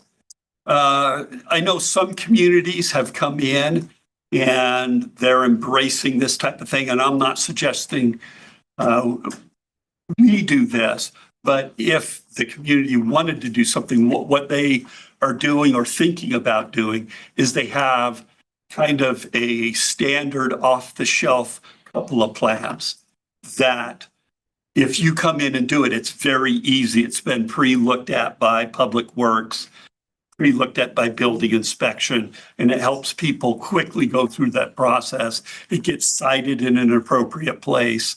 And if we were to do anything like that, again, you know, planning, half of planning is the law of unintended consequences. You come in and you do something. I like the approach of let's see how many people come in on 11,000 square foot lots, see what the impact is, see what the issues are, and then we can have a conversation later on whether it makes sense to do something different. So the draft ordinance that you sent us, because it's not in the packet, right? So, but on July 8th, has that changed since where you are today? No. Presentation, these are all the same. Yes, these are all the same. It hasn't changed. So you're seeing what Planning Commission's seeing. You're all seeing it together. Planning Commission, any changes that they'll get will make sure that you know what's different from, and that's why we want to have several meetings. I think this is such an important issue. I'd like to have, you know, at least one, if not two, work meetings before it's on any sort of action meeting so that we can go through it, really understand it. And again, as staff, what we've tried to do is take what state laws mandating that we do, put it into ordinance form, and then where it's silent, but we think that silence creates a problem for us, put in a standard that we think is the bare minimum that we should have as a city. We wouldn't want to see anything less. And the best example of that would be the setbacks, to have those setbacks. You could go less. I would suggest you don't, but the council could. Thank you. Will you express our appreciation to the Planning Commission for them, to them for looking at this and giving us recommendations? I will not. I don't want them getting big heads. So are they, should we send them? Or what? the webinar for ULCT, or I don't know what their background is. That's a good idea. Yeah, that would be a good idea. We can send that They're out. all new, right? So I think they're barely even learning land use. So we can get that sent out to them. And one thing I am going to be proposing, and Quinn's not here, he's online, I think, is I would suggest it's about time that we have a joint meeting of council and planning commission to kind of talk about, what the council's vision is for things and how planning commission can support that. And Let's do it. that would be something. And I apologize to Quinn that I haven't. He's I'm hearing it supportive of first. that. No, I'm very supportive of that, Gary. Mayor, if we have time for a question, I do have one for Gary on this issue. One thing that's important to me, because there's a fair amount of uncertainty as to what the impacts are going to look like, how many people will want to do this, how it will affect neighborhoods. We have a number of cities in the state that have quite a bit of experience with it. I think, Gary, specifically in Salt Lake County, quite a few cities have experience with it. I think Logan also does. And it would be really helpful for Planning Commission, I think, to learn from those cities that have ordinances that allow detached ADUs in advance of this state requirement so that we have a better sense of how many we might get and how conservative we might need to be with respect to demand. So I would just encourage us to learn from other cities' experiences before we make too many assumptions. No, that's a great idea. We can have someone contact those places to get information. It's in planning, if somebody's already done something similar to this, it just pays to go find out what their experience is. So we'll do the same thing. Can I just ask, so I wasn't able to watch I know you watched the one last week from ULCT. Were there highlights here? I appreciate that ULCT is always one size misfits all, right? That's kind of their scope that they look at things. And I just want to kind of ask, is that the way they're approaching this? At this point, it's already a mandate by the state. I'm not saying don't do it. I'm just Yeah. saying from our ability to legislate additional, because like he says, That's what webinars probably. the bare bones. Right They now, talk about it already though. What did they talk about in the meeting? they've been pushing for cities to just make sure you're looking at that. Make sure you're getting that in Awareness. have this grace period. No suggestions yet, just No kind of. suggestions yet, other Start than looking at it. don't be caught unawares come October 1st when that comes into play. That's what they've been pushing, in my opinion. Great, thank you.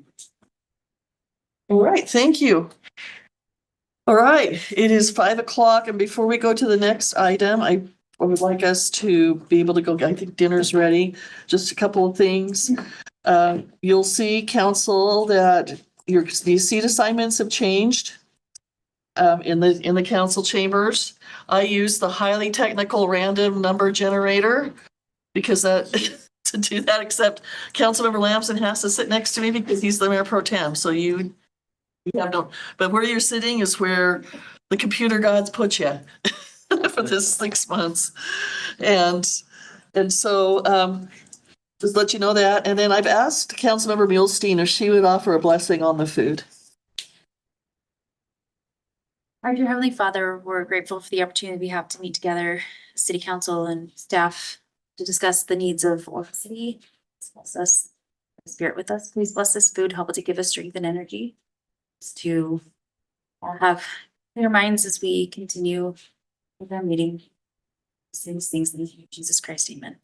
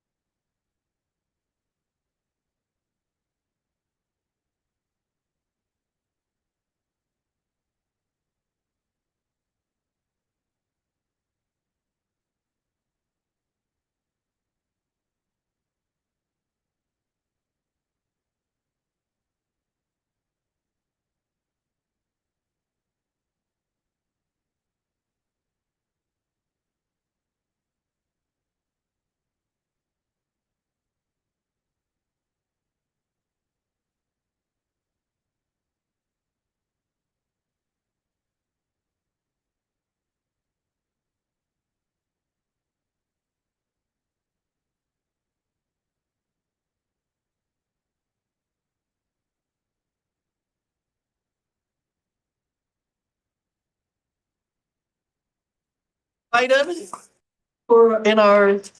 in this section. It's a presentation on property tax calculator. Jenica Jones, our strategy and innovation director, and Pete Wilkie, our engagement director. Next 35 minutes. Okay, thank you, Mayor.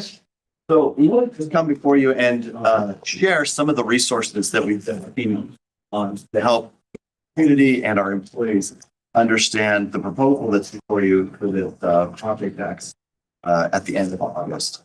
And so the way we've structured the website is basically, if you're interested in just an elevator pitch, you can get that. If you want the 5-minute version, you can get that. If you want to get down into the resources, that as well. So at the very surface level, basically what we're saying is 4 quarters, 2 cops, 1 stapler, or 1 stapler computer. And so if people are contacting you, if they're having questions about this, you can point them to this website, and URL is orem.gov/TNT, TNT standing for Truth in Taxation. And that's what this whole website is kind of built to do, is follow that process that we've been going through all these meetings, showing state law. You have to be completely transparent when you're considering property tax increase. And so the website is just built out simply at first, and then, as I mentioned, gets into more detail. So it answers some of the basic questions, people some of the context and the background, gives them the quick fair points here. That if people just needed a quick 5-minute version of everything that we've been talking about for the last month, we can do that.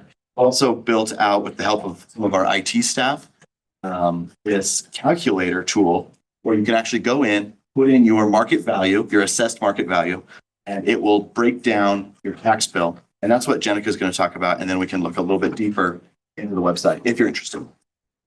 Okay, so the goal is we've tried to keep it simple. We don't want people to have to go and look for a lot of information. But we do want them to see, this website and everything we've structured has been around the average. What's the impact on the average Orem homeowner? What's the total impact? But when it comes down to it, residents want to know, how is this going to affect me based on my property value? So this is meant to help them see where their property tax dollars go, and then what's the impact of the proposed Orem increase on their specific property value. So we'll start with the average market value in Orem. We'll slide over here because I can't see. So it kind of puts this here, the 520,000. That's the average property market assessed value in Orem City from the county for 2026. But obviously they can tailor that to whatever they want. If they want to look up their specific property, we link them to the county website where they can input their address and search for their actual property value. They can also use Zillow as an estimate. It won't be completely accurate, but their value is actually the exact average, $520,000. So the first thing it will do is show them the market value of their home, and then 45% residential exemption for Utah. So taxable value of their home is just this 55%. So once they click this button, we'll kind of come back to this because this is the crux of this rule, showing them how it affects their property taxes. But down here, it kind of outlines how their property tax bill is structured. For these other entities, I will note that we are using their 2025 rates. We don't have access to their 2026 rates broken down this way.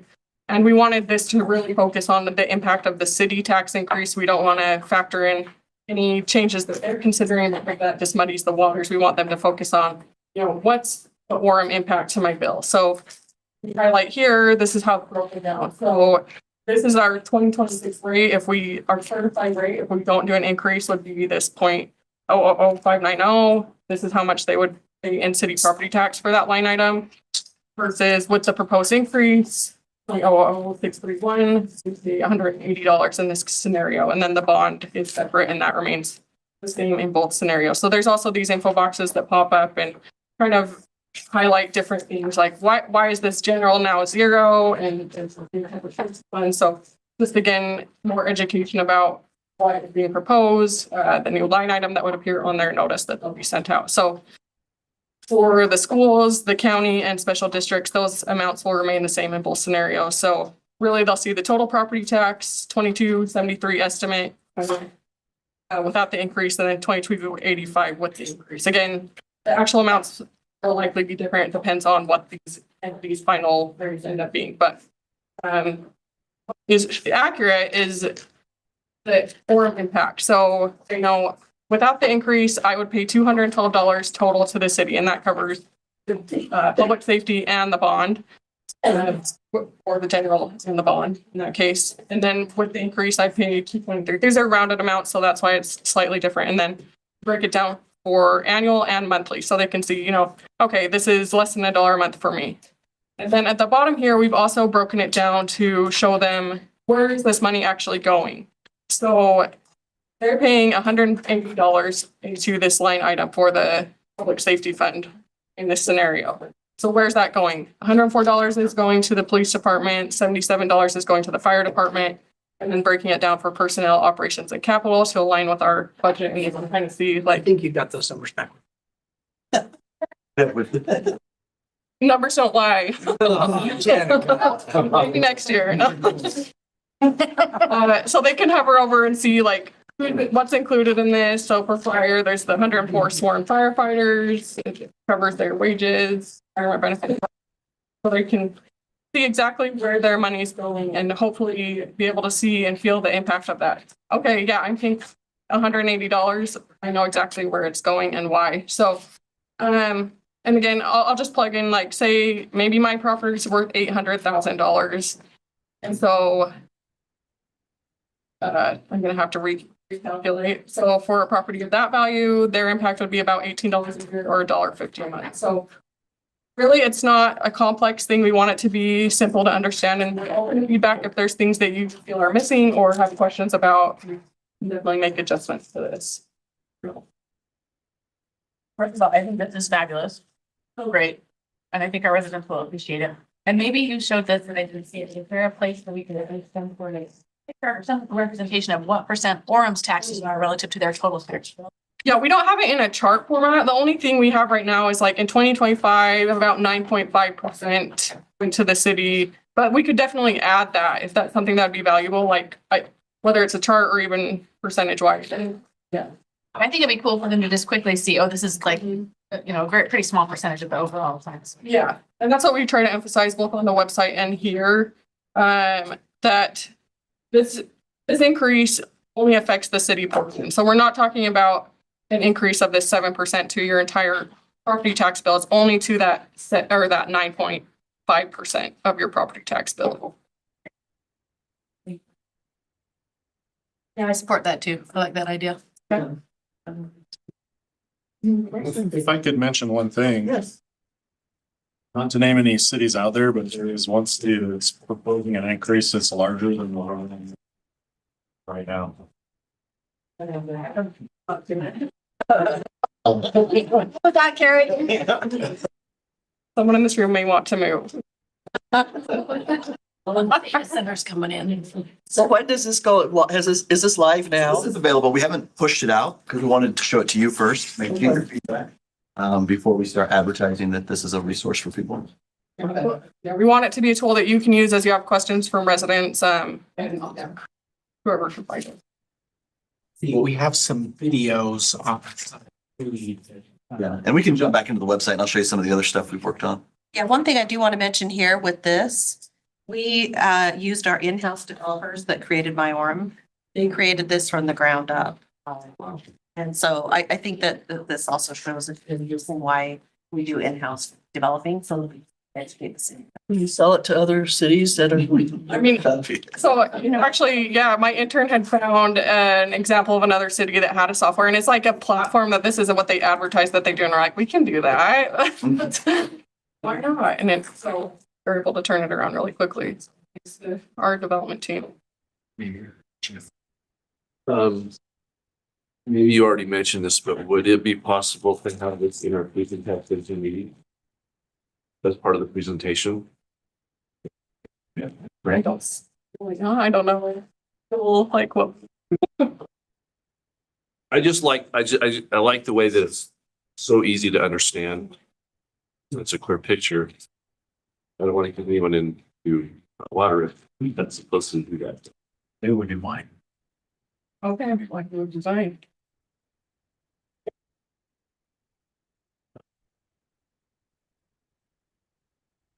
Any other comments on the tool itself, the calculator? Very cool. Great. Pete, I love it. I think it's an awesome tool. One thing that I do think is very helpful for people to understand, and I don't know if it makes sense to put it in or adjacent to the calculator, but just how our overall tax burden compares to other cities that they're familiar with. I think that helps them understand how lean and mean we are. You should mention that. I'm glad you mentioned that because right here in the quick facts, we have a little chart, and you've seen this in the budget book before, but it shows you how we compare to sister cities, other cities, and close by cities. You can see the average is at 14 or 0.14%, Orem's down here, and that does include. So that's our proposed increase, and this is other cities' existing 2025 rates. And so we know that several of them are considering increases as well. Well, we know that it's not going to remain at Yeah. 0.05. A little asterisk that clarifies that point that this is our. For sure. Like when will we have other cities? I mean, we can get their rate proposal. We just obviously, they have the same timeline as us as far as when they pass.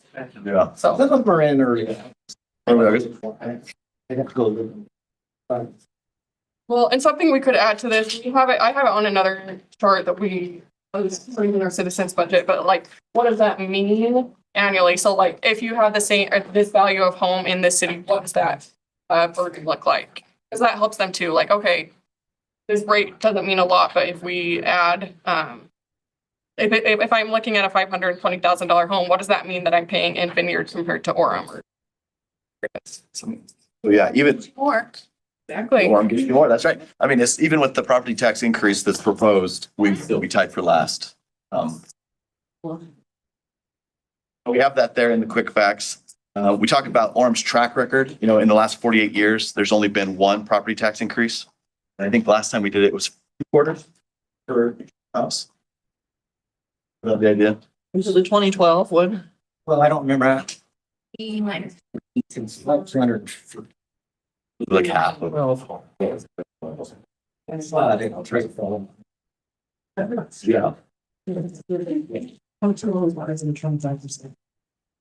So yeah, so we kind of put that in there. We explain a little bit about the dedicated public safety fund. If that ends up going through, then people can learn about that.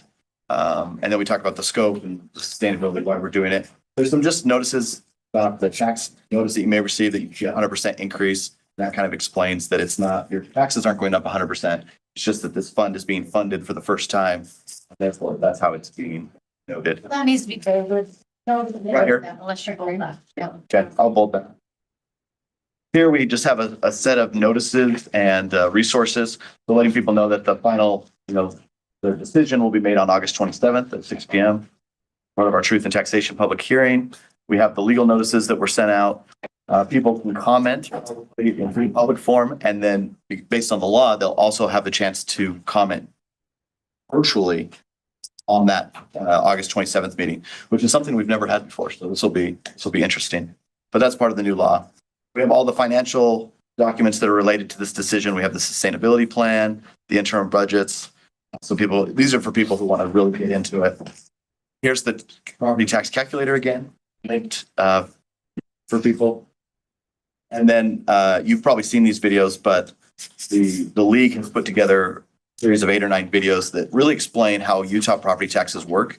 And this is maybe one of the biggest challenges we face with property tax education is it's different in every other state. Utah is very unique in the way that they do it with the exemption. And then, cities don't get any more money based on increasing in valuations. It's just kind of capped at whatever the amount is. And so that's just not intuitive to people, who maybe have experience with other states. So from that point, so this is all like the quick stuff that people can click on. Can I make a comment? Yes, please do. So let's see, public comment form. Participate in the hearing virtually. Can we have a link that gives a little more information and opportunity for them to do that? Yeah. So what we'll do is pull it off of here, put it in here, and then they'll be able to essentially enter the queue. Yeah, just kind of make it easier. Yeah. Okay. I'll do that. And then from this point, just start talking about the reasons why we feel like we have to do this. And one of the first things that we put in here is just how up to this point, over the 40 years, Orem has really done everything we feel like we can do to stretch the money that we have. And so once again, it references the one property tax increase since 1978. We did the efficiency study a few years back, the department restructurings to save, the $1 million.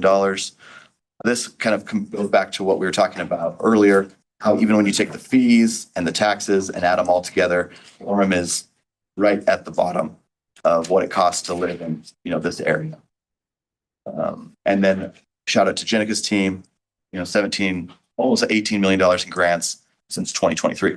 Just showing people that, asking for a tax increase or property tax increase is not the default. We've gone through all these different things to try to not do this, but we only asked because we feel like it's finally necessary. The next point is how public safety costs have been impacted by inflation. And these are just two data points that we've pulled, how, this is what it cost to do a patrol vehicle in 2016. This is what it costs to do it now. This one is the most shocking to me, where, this is just in 2020, 5-6 years ago, how much the engine cost. This is how much it costs, the most recent one that we ordered. Which is a helicopter chief. Already checked. Share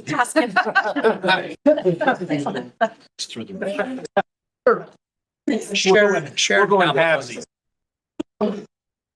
And the vehicles are the big Lift. Can I just say, this is apples to apples. So this isn't a small fire engine compared to a ladder truck. This is tiller. Oh. Cost. And I think residents will understand this because we've all felt this. Everything is so much more expensive than it was just years ago. And then this is the third point is, Orem has grown in different ways. Our the people that sleep here, that hasn't increased that much over the last 10 years, maybe 1% a year or something. But the daily percentage, the daytime population of Orem is off the charts, higher than it's ever been. Between the UVU students and all the visitors that come here for shopping and working and sports and, whatever else will come into Orem for, that population is taken off in the last several years. We estimate there's about 42 million visitors to Orem. That's not unique visitors, but people who don't live in Orem, there's 42 million trips into Orem every single year. Half of them are probably at the farmer's market. But that, that population, we also need to help on the police side too, right, Chief? You'll see this video here we have with Lieutenant Fenn. You'll see this in the next meeting, but he basically explains Orem Fest and all the effort and time and resources that go into making a safe event happen. And, our events have gotten more popular the last several years, and, an extra police presence is just part of the cost, really, of making those events great and safe for everybody. And then, we have maybe a dozen frequently asked questions, things that people have already asked, work hard to answer in a succinct way. You've probably gotten emails, questions, phone calls about it. And so we've tried to take everything we've heard thus far and some of the other things that we haven't heard, but we anticipate we will hear and answer those through here. And so that is kind of the website in a nutshell as it stands. Any feedback on where we're at, the information that's available, anything like that? So awesome. When can we share it? If everyone's good with where it stands, we can share it now. So what we'll do is build not our campaign, but like our informational campaign off of this. So if we like where this is at, then we can start doing smaller pieces, educate people, maybe on social media or in the newsletter. Carol, looks good. Yeah, feeling good. Thank you. Did she stretch? Did you stretch? No. Officer Lang's, she's a sergeant now, I guess, though.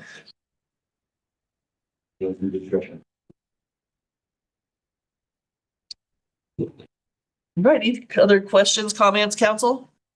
Thank you for doing that. Thank you. Yeah, that's very important. And as you hear from people, just let us know, because this is so easy to update. With questions that haven't been answered, we'd love to do the research and figure it out. That's easy for you guys because it wasn't for me.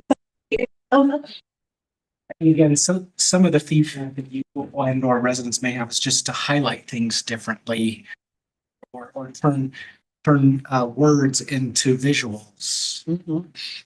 So we're open to all of that. What kind of things have you been hearing? I mean, I've talked to people, I've seen what's on social media. What are people saying to you guys? Why? Why? Yeah, I mean, that's really thing, and the 4 quarters, 2 cops, and an easy explanation. I'm getting the why because it's not a lot. It's $450,000. They say, well, can't you find that somewhere else? I'm sorry, I interrupted you. I thought you were done. No. I love the simple elevator pitch of this is why and this is where it's going. And I have not had anyone at this point express any concern with that. The people I've talked to, it's been like, they're quite alarmed at first, but then as you explain it, everyone's been about it.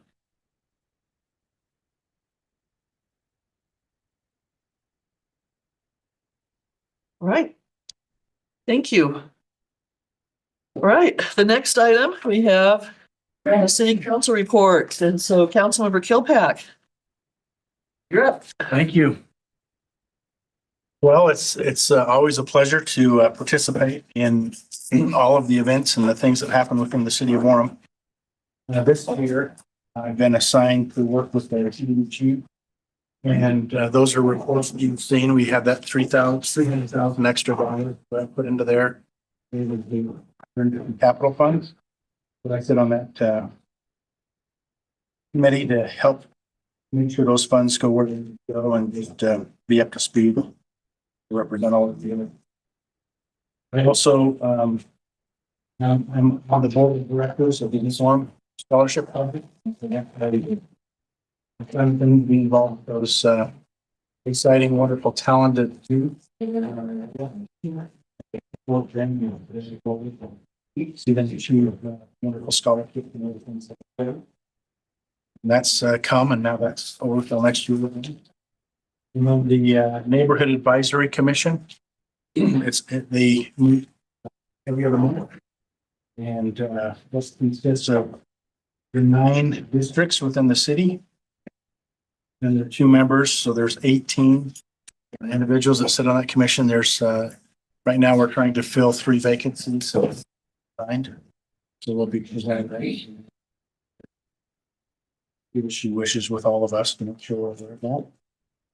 And then I serve on the Youth Council with Council Milstein.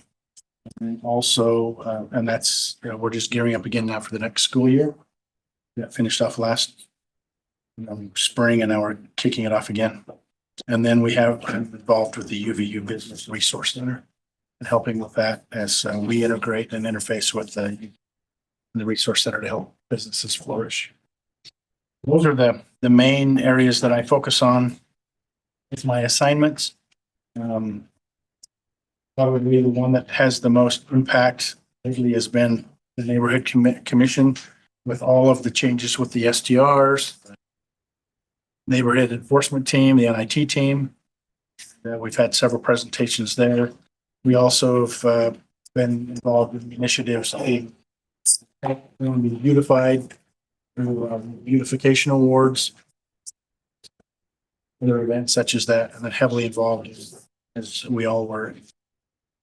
And that's participated in this assistance neighborhoods. So just standing on the shoulders of this commission in the past, we're striving to just meet the citizens that have a resource for them.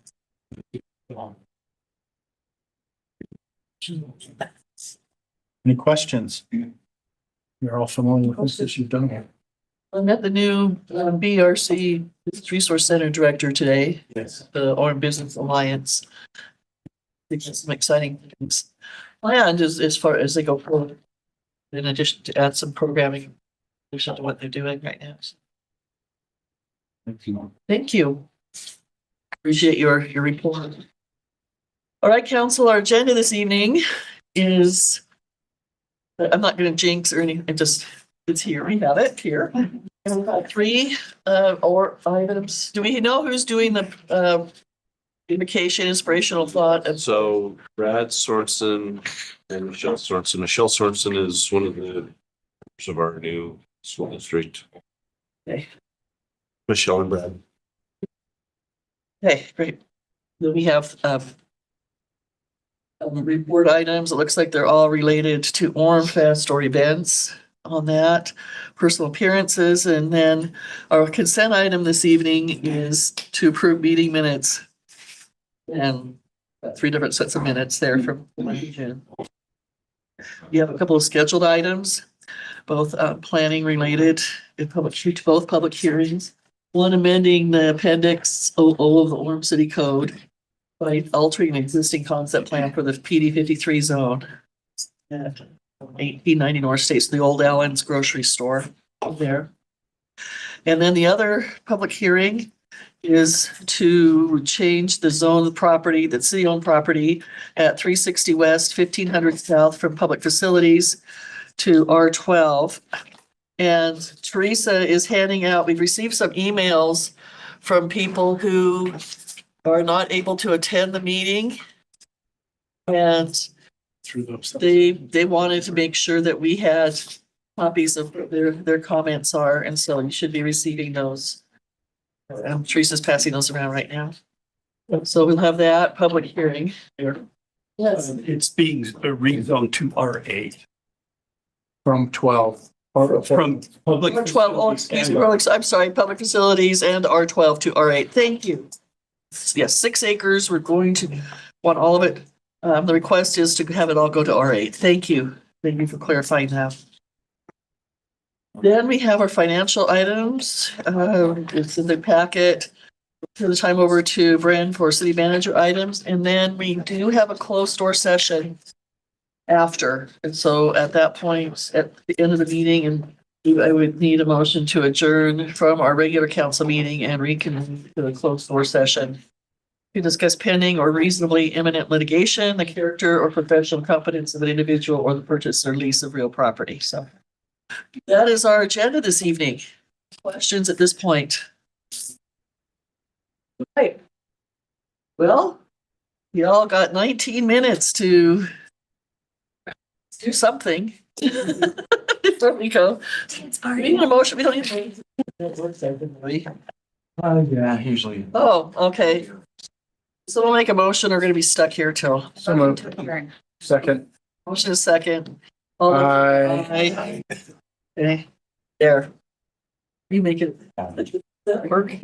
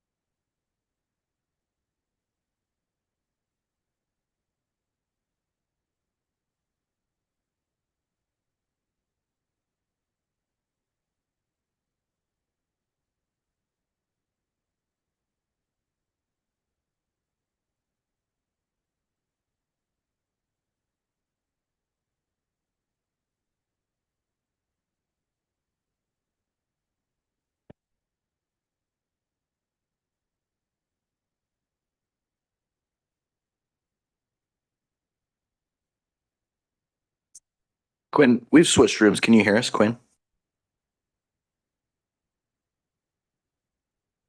I can hear you. Thank you. Okay, excellent. We've got connection.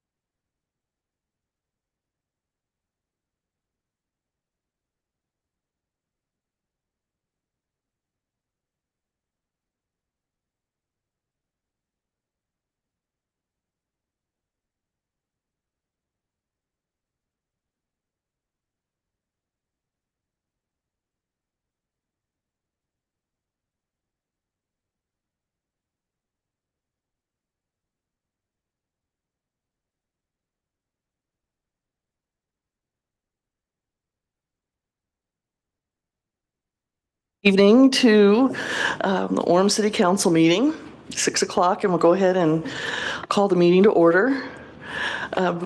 We have our invocation, inspirational thought will be given by Brad Sorensen, and our Pledge of Allegiance will be led by Michelle Sorensen, who is a member of the Timpanogos School District Board.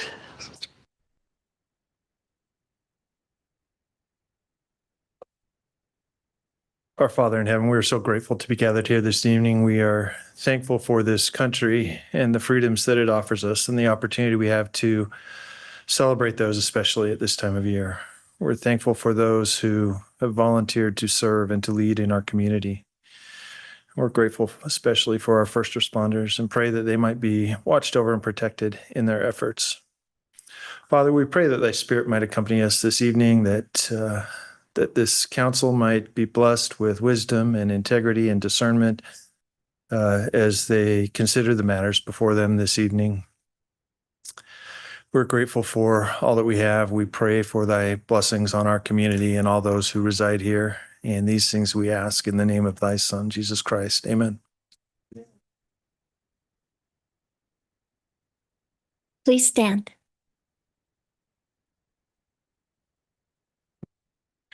I pledge allegiance to the flag of the United States of America and to the republic for which it stands, one nation, under God, indivisible, with liberty and justice for all.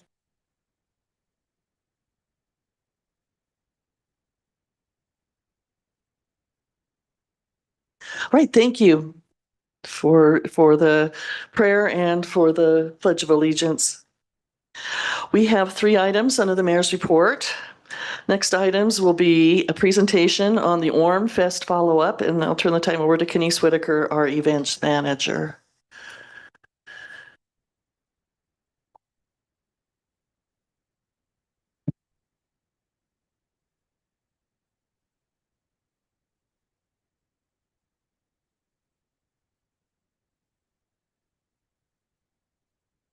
I also have Sydney Wong Bailey with me, as well as Cami Burgess from our Events Commission.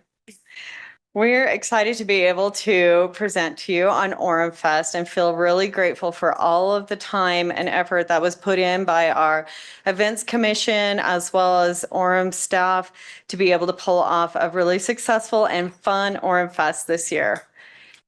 As you know, we've been celebrating America 250 this year, and our Orem Fest was laced with fun activities culminating this celebration of America 250.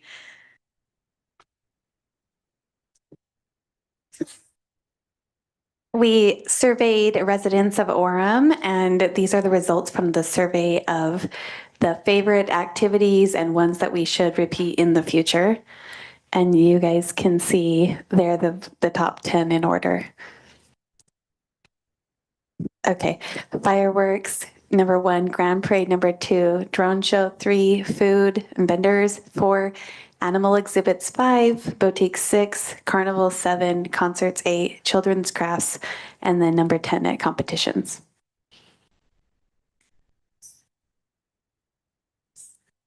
Okay, so we just wanted to highlight a couple of the events at Orem Fest, not everything because there's a lot, but we'll start with the car show, which is always our kickoff event. This was rated 4.75 stars. That is from the Orem Fest survey. So, you know, it was out of 5 too, not out of 10.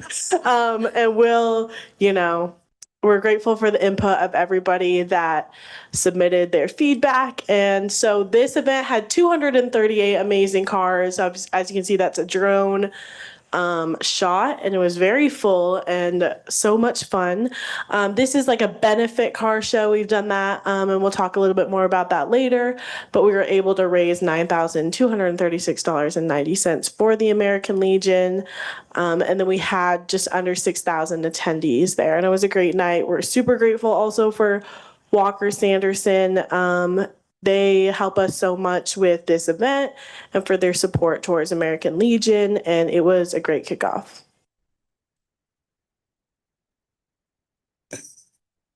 Okay, next we had our pool party on Tuesday, and it is rated by the public 4.77 stars. There's a little quote on here that it came from that survey saying that the pool party is always a slam dunk. There were 698 attendees, free ice cream, dancing, prizes. You can see the royalty got really involved here. It was a really fantastic evening, and you can tell everyone had such a great time.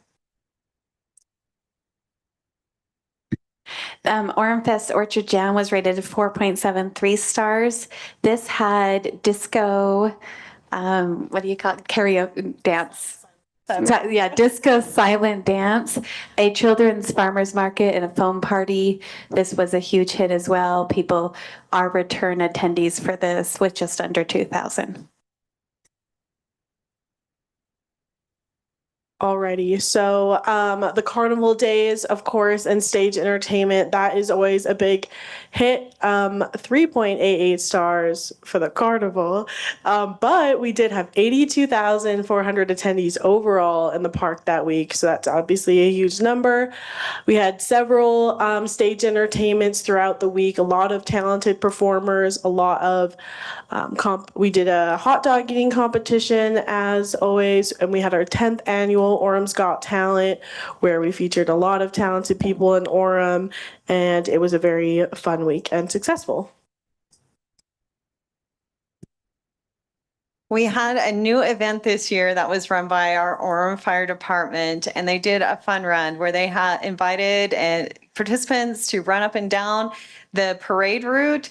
There were 112 participants, which we're really proud about for this first year. They raised over $2,000 for the Orem's Fire Department's PPFO to restore the engine #1 and other charitable efforts that the PPFO does for our community. The Grand Parade, fireworks, and drone shows are always a hit. We had the drone show that rated 4.87, and I'm thinking whoever didn't rate it 5 stars was not there. It was amazing. And the fireworks show is also at the top of the charts. The parade is 4.12 stars, and we had 85 entries. We had a lot of marching bands and extra fun things this year. Crowds and finding the right seats and candy fighting are always among the things that we can improve on. But we overall feel really pleased with a successful event. And I think that's it. So we just wanted to, shout out everybody. We have an awesome team, and we're grateful for all of you, for all of your support during that week. Thank you. Have you caught up on your sleep? By now, yes. By now, It's been a little over a month. Okay. Council, any questions or comments? Okay. Okay. I just want to say thank you to all of you and the Events Commission. They put in so much hard work to make Orem Fest happen, and it was a blast. You guys did a great job, and I had a great time participating in it. So thank you for all of your hard work and for the Events Commission. Thank you. Yes, thank you. It was wonderful. It was really a lot of fun. So. Right, thanks. And I guess Councilmember Gale. I just wanted to say thank you again. You guys do such a good job, and not just you, but all of the staff. I mean, they're working 12, 18-hour days, working with the public, working with our facilities. And when it's all over, we go to that fireworks show and we think how great it is, and we all go home, and at 6 o'clock the next morning, you guys are there cleaning up. So just props to you and thank you. Right, thank you. And looks like you've got the next item as well. So we have a presentation, our car show fundraiser for the American Legion. So Kenise will have you continue. We just want to invite the American Legion representatives up here. We have Rodney Gardner and Kelly Kilpack who will be receiving the check for us. We're excited to present it to them. And we'll just have them join us.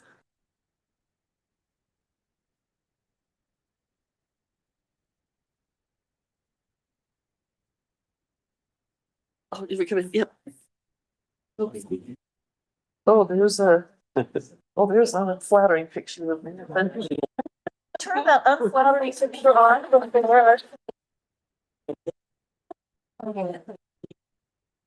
We don't need that for posterity. On this picture. There. Where you're in down, Ron. All right, here we go. 1, 2, 3. All right, thanks. Congratulations.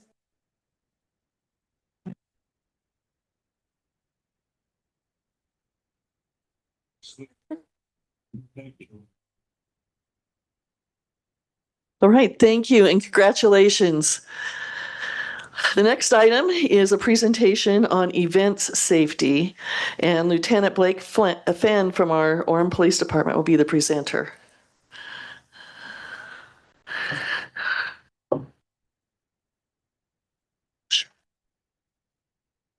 You want to play it first? You want to do that first? Yeah, let's play it first. That's what I told You might not know about Orem Fest is that planning that happens between all the different departments, especially with the police department, happens months and months and months before the event. And we're so grateful for the work the police department does to make this event safe and fun and friendly for everyone. Anybody want a ball? Yeah, sweet. We got some stickers and bookmarks too if you want. Swim team, is that what it is? Awesome, very cool. So in order to put together an event like Orem Fest, it takes an entire team. Got a whole board of people that work all year long to make this come together.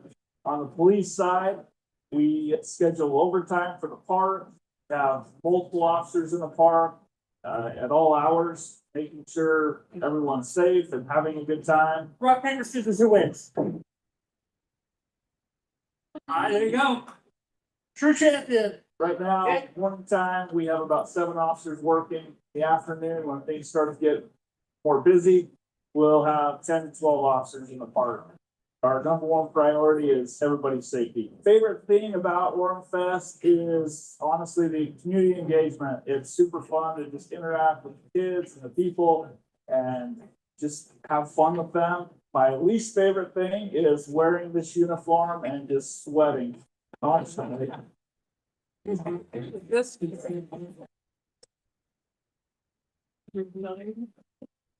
I talk from this one. I won't fit in those chairs. I'm going to give public speaking a 1-star review. Thanks, Chief. So yeah, I was asked to just kind of go over event security. Every event in Orem is evaluated from a safety perspective. We want to provide a safe environment for everyone to enjoy the event. Events are evaluated by their location, the type of event, the typical number of attendees from years prior. The priorities and logistical needs are then brought up through the planning process. And sometimes the planning process can begin months in advance, like for Orem Fest or National Night Out. Sometimes it's a few days in advance if we have a smaller event. Day-to-day in police work, we manage crime scenes and events as they occur, so advance notice is always a welcome notice. Smaller events, we can usually staff with a handful of officers. That got really loud, Pete. Smaller events, we can usually staff with a handful of officers. The extra police presence is usually sufficient to meet those needs. The larger events are a bit more complicated. With these events, there's usually a board of personnel, like I noted in that video, that include Kenise and Sydney, their whole team, police, fire, our emergency services, parks, and just, everybody from the city. It's a joint effort to make it all come together. Typically for most events, the question is usually how many officers are adequate. For Orem Fest, every employee is used. With very few exceptions. We have assignments throughout the week, especially Saturday with the parade and the park events going on. Officers are both needed as a visible presence and officers that are out of sight for contingency scenarios. When we put on a big event, there's a lot of questions that we ask in regards to the action plan. Do we need drones? Do we need camera trailers? What kind of security do we need inside the park or inside the event, outside the event? The coverage of overtime with sign-up sheets for Orem Fest. We staff that park 24 hours a day. We have 2 officers at night on a graveyard shift just to make sure the vendors' items are safe, the food trucks are safe, the carnival stuff is safe, and nobody's in there vandalizing anything. We go over protocols for lost children, lost property. We incorporate crossing guards to help people navigate the streets safely, because there's a lot of traffic and a lot of pedestrians around that area.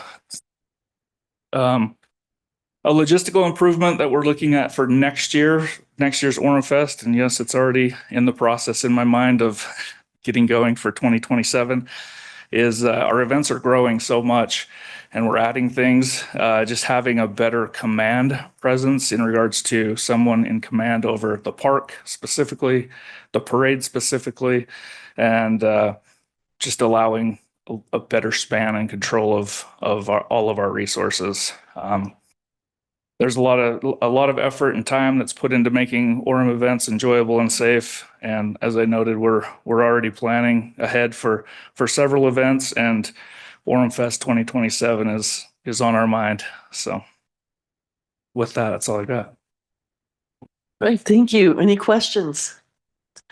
Council, thank you for that. I appreciate what you and the other officers do. That's a lot of time when we're on that parade route. Every intersection has either got an officer or a volunteer or somebody there, and then in the park. So thank you for all your work. Councilmember Mill, did you have a comment? Yeah, I just wanted to say, kudos to finding the lost child, because that family, I talked to a couple of them, and finding the stolen diaper bag, all of these unfortunate things sometimes happen, and you guys were there, you were delivering, you were comforting, and protecting. So thank you for all of that. The compassion side and the protection side, you do such a great job. Not a problem. We're 100% on lost kids, so let's keep that streak going. We didn't get all the property back, but it's been booked and waiting for somebody to come and claim it. So, all right.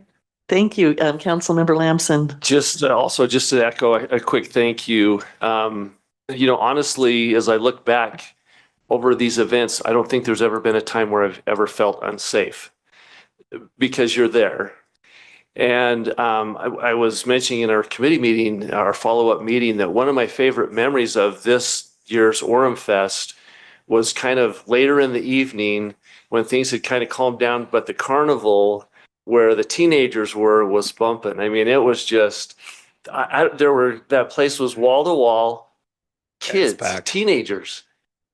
And just the vibe of that whole gathering of young people was amazing to just walk through. Not that you would ever not feel safe with them, but I think it says a lot about you and about the citizens of Orem. And, these are good kids out having good, clean fun. But I know there are a lot of places where you wouldn't feel safe being in a situation like that. And it wasn't even a hint of a concern or a worry. So thank you. And we just appreciate all that you do to keep us safe. Problem. It's a team effort. Appreciate it. All right. Thank you. All right. Before we go to personal appearances, I neglected to acknowledge that council. Oh, let's do that. Yes. Thank you. I neglected to mention that Councilmember Quinn Meekum is joining us online. So are you, Councilmember Meekum? Are you there? I am there. Thank you. All right, he is there. All right, we're glad to have you here. Okay, we now have time for personal appearances. Time has been set aside for the public to express their ideas, concerns, and comments on items not scheduled as public hearings on the agenda. Those wishing to speak will have signed up ahead of time, and those wishing to speak are also encouraged to show respect for those who serve the city. Comments should focus on issues concerning the city. So looking at the number of people we have, I think we can go ahead and if you could limit your comments to 3 minutes or less. We've got we got our time. We have a timer now. If you haven't been here for a bit, we have a clock that comes up and will remind you of that. So we're going to go ahead and get started. And so our first resident who would like to participate in personal appearances is Aaron Larson. Welcome. And next will be Lisa Lesser. Yeah, I know you're short on time, so I'll get to it. So last week, I actually attended a national conference where a keynote speaker discussed the Harvard-Baylor research on human flourishing. Flourishing means more than simply avoiding problems. It means creating the relationships, institutions, freedoms, and conditions that allow people and communities to thrive. One of the central dimensions is financial and material stability. We have a housing affordability crisis in Orem. Councilwoman Millett has mentioned more than once how she wishes her daughter could afford to live in Orem instead of Springville. In the next couple of weeks, you'll be voting on a detached ADU ordinance. Right now, the ordinance is written in a way that almost 75% of Orem will be excluded from being part of the solution. So I'd encourage maximum flexibility so that all Orem homeowners can be part of the solution. Instead of waiting for the government to solve the affordability crisis for my family, I chose to build a multi-generational home. The home that I learned through a grandma request prompted this council to pass Orem's first home building ordinance that limits freedom in nearly 20 years. Tonight, in your closed door litigation session, Mr. Earl will likely update you on my petition in the 4th District Court challenging that ordinance. As you listen to him, I'd ask you to weigh 3 things. First, Utah law expressly protects roof pitch as a residential building design element that cities may not regulate. Yet Orem's ordinance uses roof pitch as the trigger that determines how tall a homeowner may build. Second, for over 100 years, the Utah Supreme Court has consistently held that government may not do indirectly what the law forbids it from doing directly.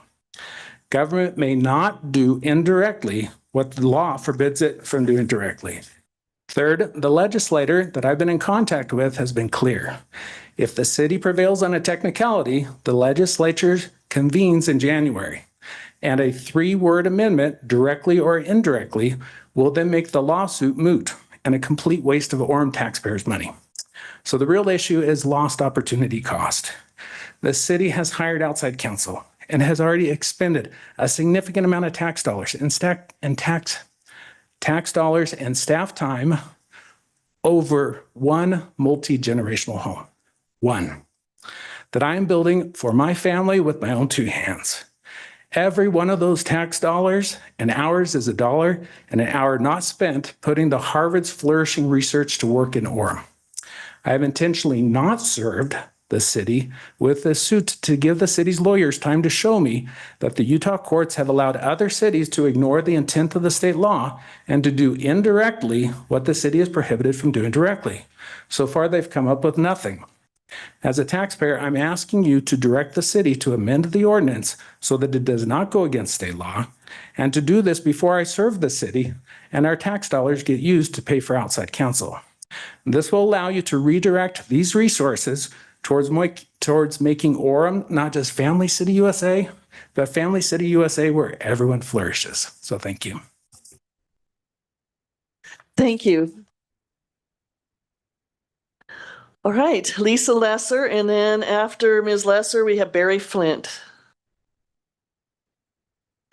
Hi, I've spoken before, so I will be short tonight. Our numbers of children are shrinking in our churches and our schools because normal turnover in affordable housing is going to vacation rentals. Within 2 blocks of my home are 7 short-term rentals. Those are places I could have neighbors and friends, but I do not. Homes are for residents, not for weekend visitors. Vacationers get the keys and locals get the boot. Please, please, do not open the floodgates in our city to short-term rentals, because if you do, you won't be able to close those gates again. Thank you. Thank you. Hey, Barry Flint, and after Mr. Flint, Jordan Coway. Okay, I'm just going to read from my notes so I don't. Okay. I know I don't have much time. So, my name is Barry Flint, live in Orem. I've moved here alone from North Carolina 32 years ago. Never been out here. Just decided I want to get out here. Supposed to be out here for a year. That was 32 years ago. Never left. I fell in love with not just with the beauty and the outdoor recreation, but also the people because they were so accepting of me, especially with me knowing no one out here when I moved. Just I want to state that I do not own an Airbnb. I'm not planning on buying one, and I have no financial interest in them. I've traveled for work for up to the last year all over the country. Our group was staying in Airbnbs. We had anywhere from 5 to 15 people in an Airbnb. It was for us, it was a home away from home. We away from our families for usually weeks or sometimes months at a time. We would come back from a long day, fix dinner, and have long conversations about the day and how it went and help support each other. We were told by our bosses that if we didn't take care of these places and respected the neighbors, then they would no longer do this for us.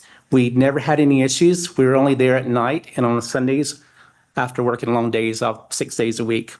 I've also stayed in a couple in Orem a couple of years ago when I temporarily was staying down in St. George. I had to finish up some work here and there was a lapse on where I was staying. So I stayed, there's no way I could afford a hotel for 3 weeks.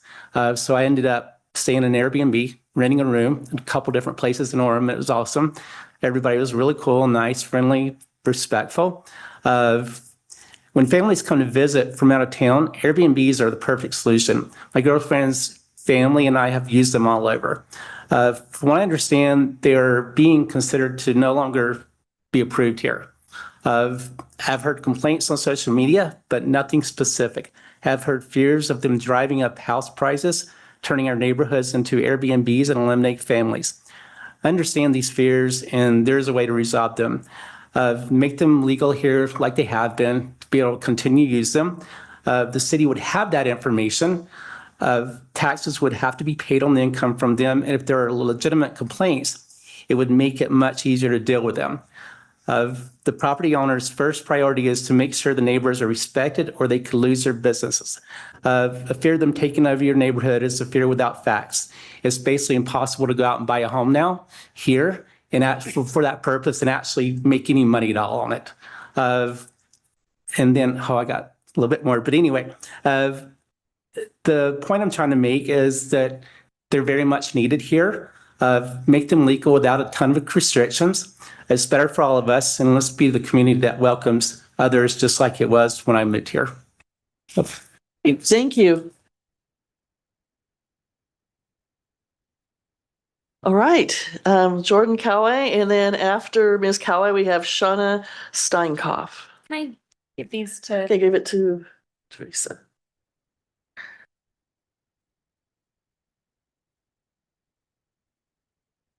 Good evening, Mayor and Council members. My name is Jordan Kawe, and I am passing out. It's a petition that we have been going around, and we have over 600 people on there that are in favor of total prohibition, and as well as some very informative op-ed pieces from concerned residents from around Orem. I'm asking you to protect Orem's residential neighborhoods. The dictionary defines residential as designed for people to live in it. It doesn't say designed for businesses. It doesn't say designed for hotels. It simply means a place where people make their homes. The issue comes down to one simple question: why should short-term rentals receive an exception that no other business gets? If someone bought a single-family home and announced that they plan to open a restaurant or retail store, an auto repair shop, or any other business in the middle of a residential neighborhood, the city would never allow it. We have zoning laws for a reason. They separate commercial uses from residential residential ones to protect the people who live there. Yet when someone purchases a home with the primary intent of operating it as a nightly rental business, somehow we're asked to pretend it isn't a business. If a property is being advertised on booking platforms, rented nightly to paying customers, generating business income, and occupied by a revolving door of guests, that is a commercial enterprise. Calling it a home doesn't change the fact that it's being operated as a business. Property rights are important, but they've never meant someone can ignore zoning laws. Owning a home doesn't give someone the right to open a hotel, a restaurant, or a retail store in a single-family neighborhood. Why should a short-term rental business be treated any differently? Residential neighborhoods should be for residents, for people who live there, know their neighbors, and invest in the community. They should not become commercial lodging districts, one house at a time. I ask you to uphold the purpose of residential zoning and apply the same standard to short-term rental businesses that you would apply to every other business. If no other commercial businesses would be allowed to buy a single-family home for the purpose of operating a business there, short-term rentals should not receive a special exception. Thank you. Thank you. All right, Ms. Steinkopf, and after Ms. Steinkopf, we have Tony Kretschmer.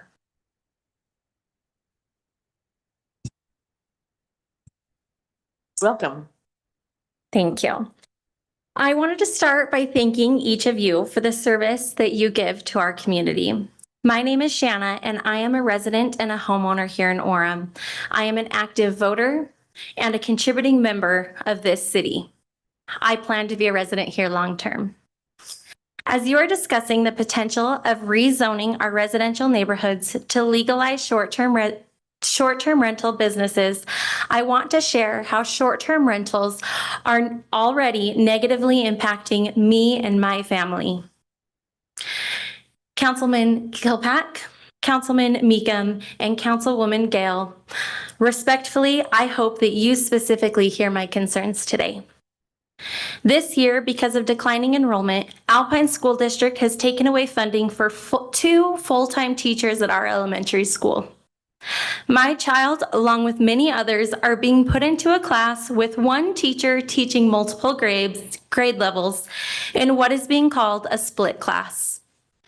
To add a little context, school funding and school allocations are tied directly to student enrollment counts. When enrollment drops, the school is allotted fewer state and district funds. This results in fewer teachers the school can afford to hire, larger class sizes, and even, like in our case, multiple grade levels sharing one teacher to compensate for these loss of funds.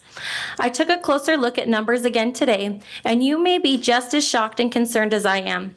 According to Airbnb and VRBO, there are 525 unique short-term rental dwellings within our city. The Alpine School District website lists 11 elementary schools in Orem. That is an average of 48 homes per school with a 0% chance of students enrolling, directly contributing to the declining enrollment. This is not hypothetical. This is actually impacting your constituents, and short-term rentals aren't even legal yet. I recognize short-term rentals are not the only contributing factor of declining enrollment, but they are detrimental nonetheless. For the sake of our community, how to effectively enforce the current policies should be the discussions on the table, not legalizing them or grandfathering them in. 525 homes dedicated to businesses with rotating doors, contributing little to nothing to our community. This directly affects the Orem residents who have entrusted you to represent them. I ask you to please stand up to protect our communities. Thank you. Thank you.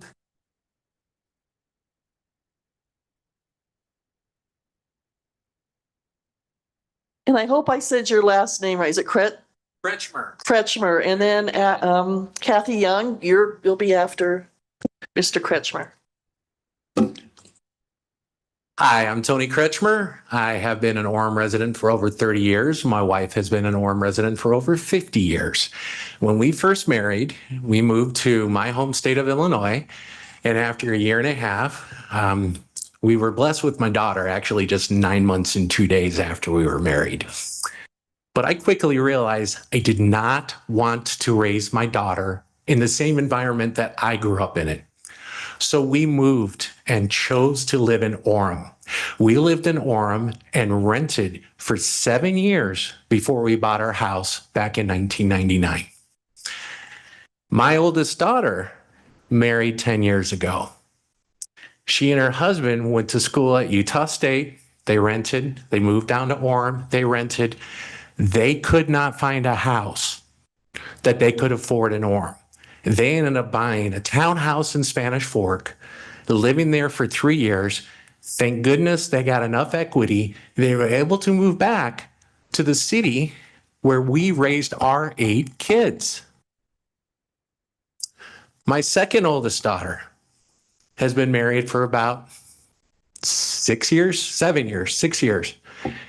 She has 2 boys. Up until a year ago, 5 of my 6 grandchildren lived in Orem.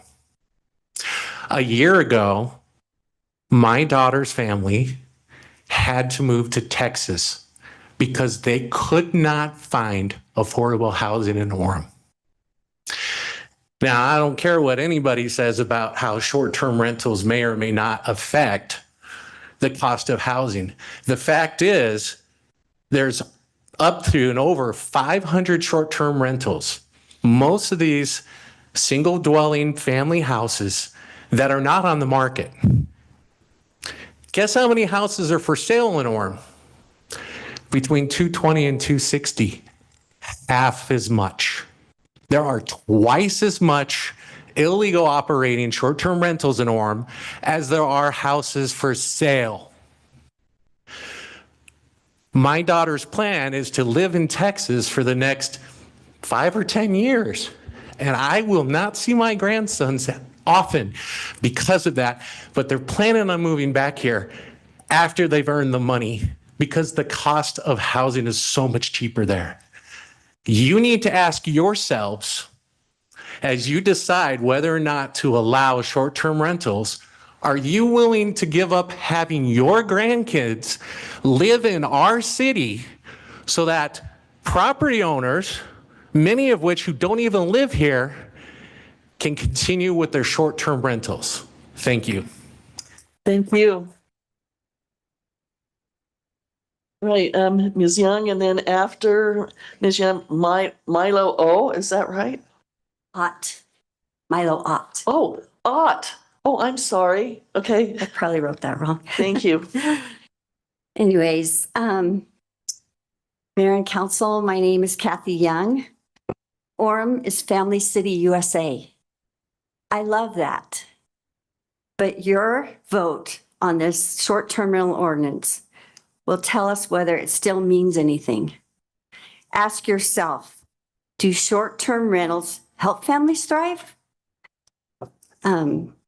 Strangers coming and going every few days, nobody knowing who's next door, parking problems, noise, constant turnover, parents thinking twice about whether they should even let their kids play in the yard or walk to school. That is not a neighborhood. That's a hotel district. Families bought their homes here because Orem's zoning code promised them neighbors, not strangers coming and going. Orem families and homeowners kept their end of the deal. Don't rewrite the rules on them now. 20 years from now, nobody will remember the short-term rental operators who have been pushing this so hard. But every family in Orem will live with your vote. Every single day right next door. Family City USA wasn't a slogan when we bought our homes. It was a promise. Vote no and show this city you keep your promises. Thank you. Thank you. Okay, Mr. Ott, and then Stephen Astle.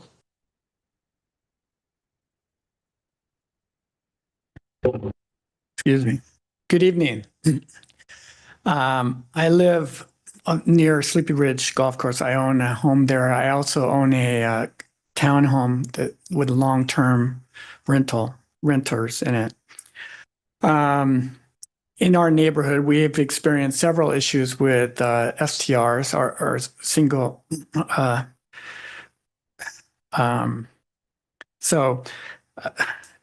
short-term rentals, STRs, such as noise, parking strains, fast traffic, unknown neighbors every few days, and reduced social togetherness. We also have owner-occupied units who rent out their basement with considerable success.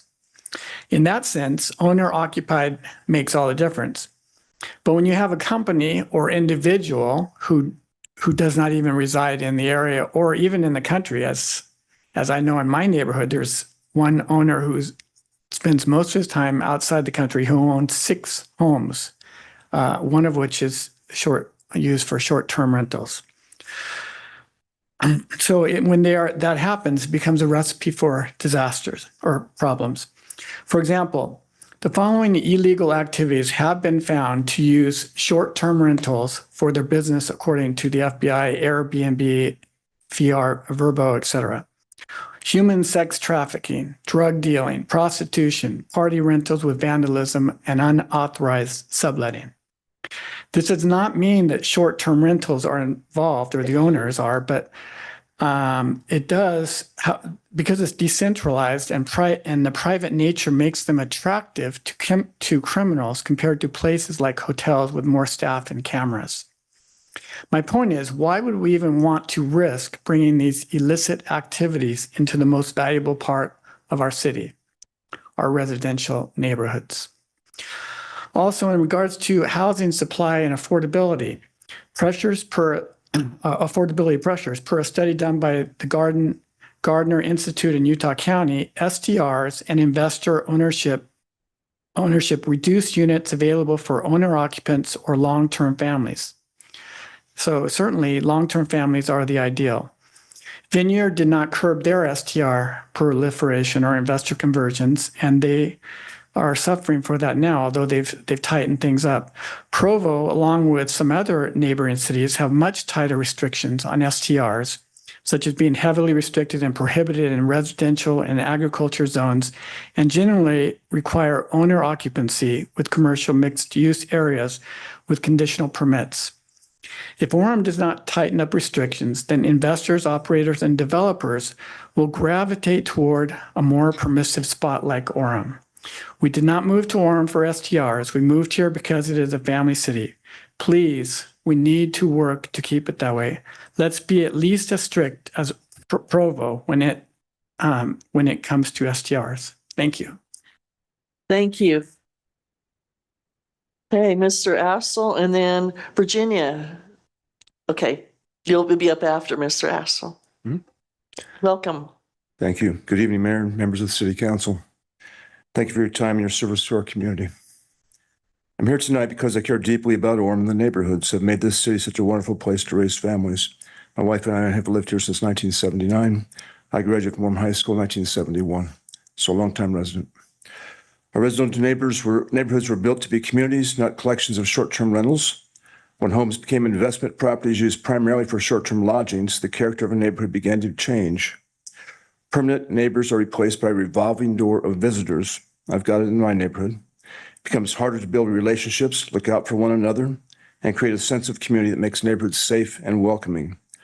I'm also concerned about housing affordability. That was a big issue this last election. Many residents believed the goal was to create more affordable housing for people who actually live and work in Orem.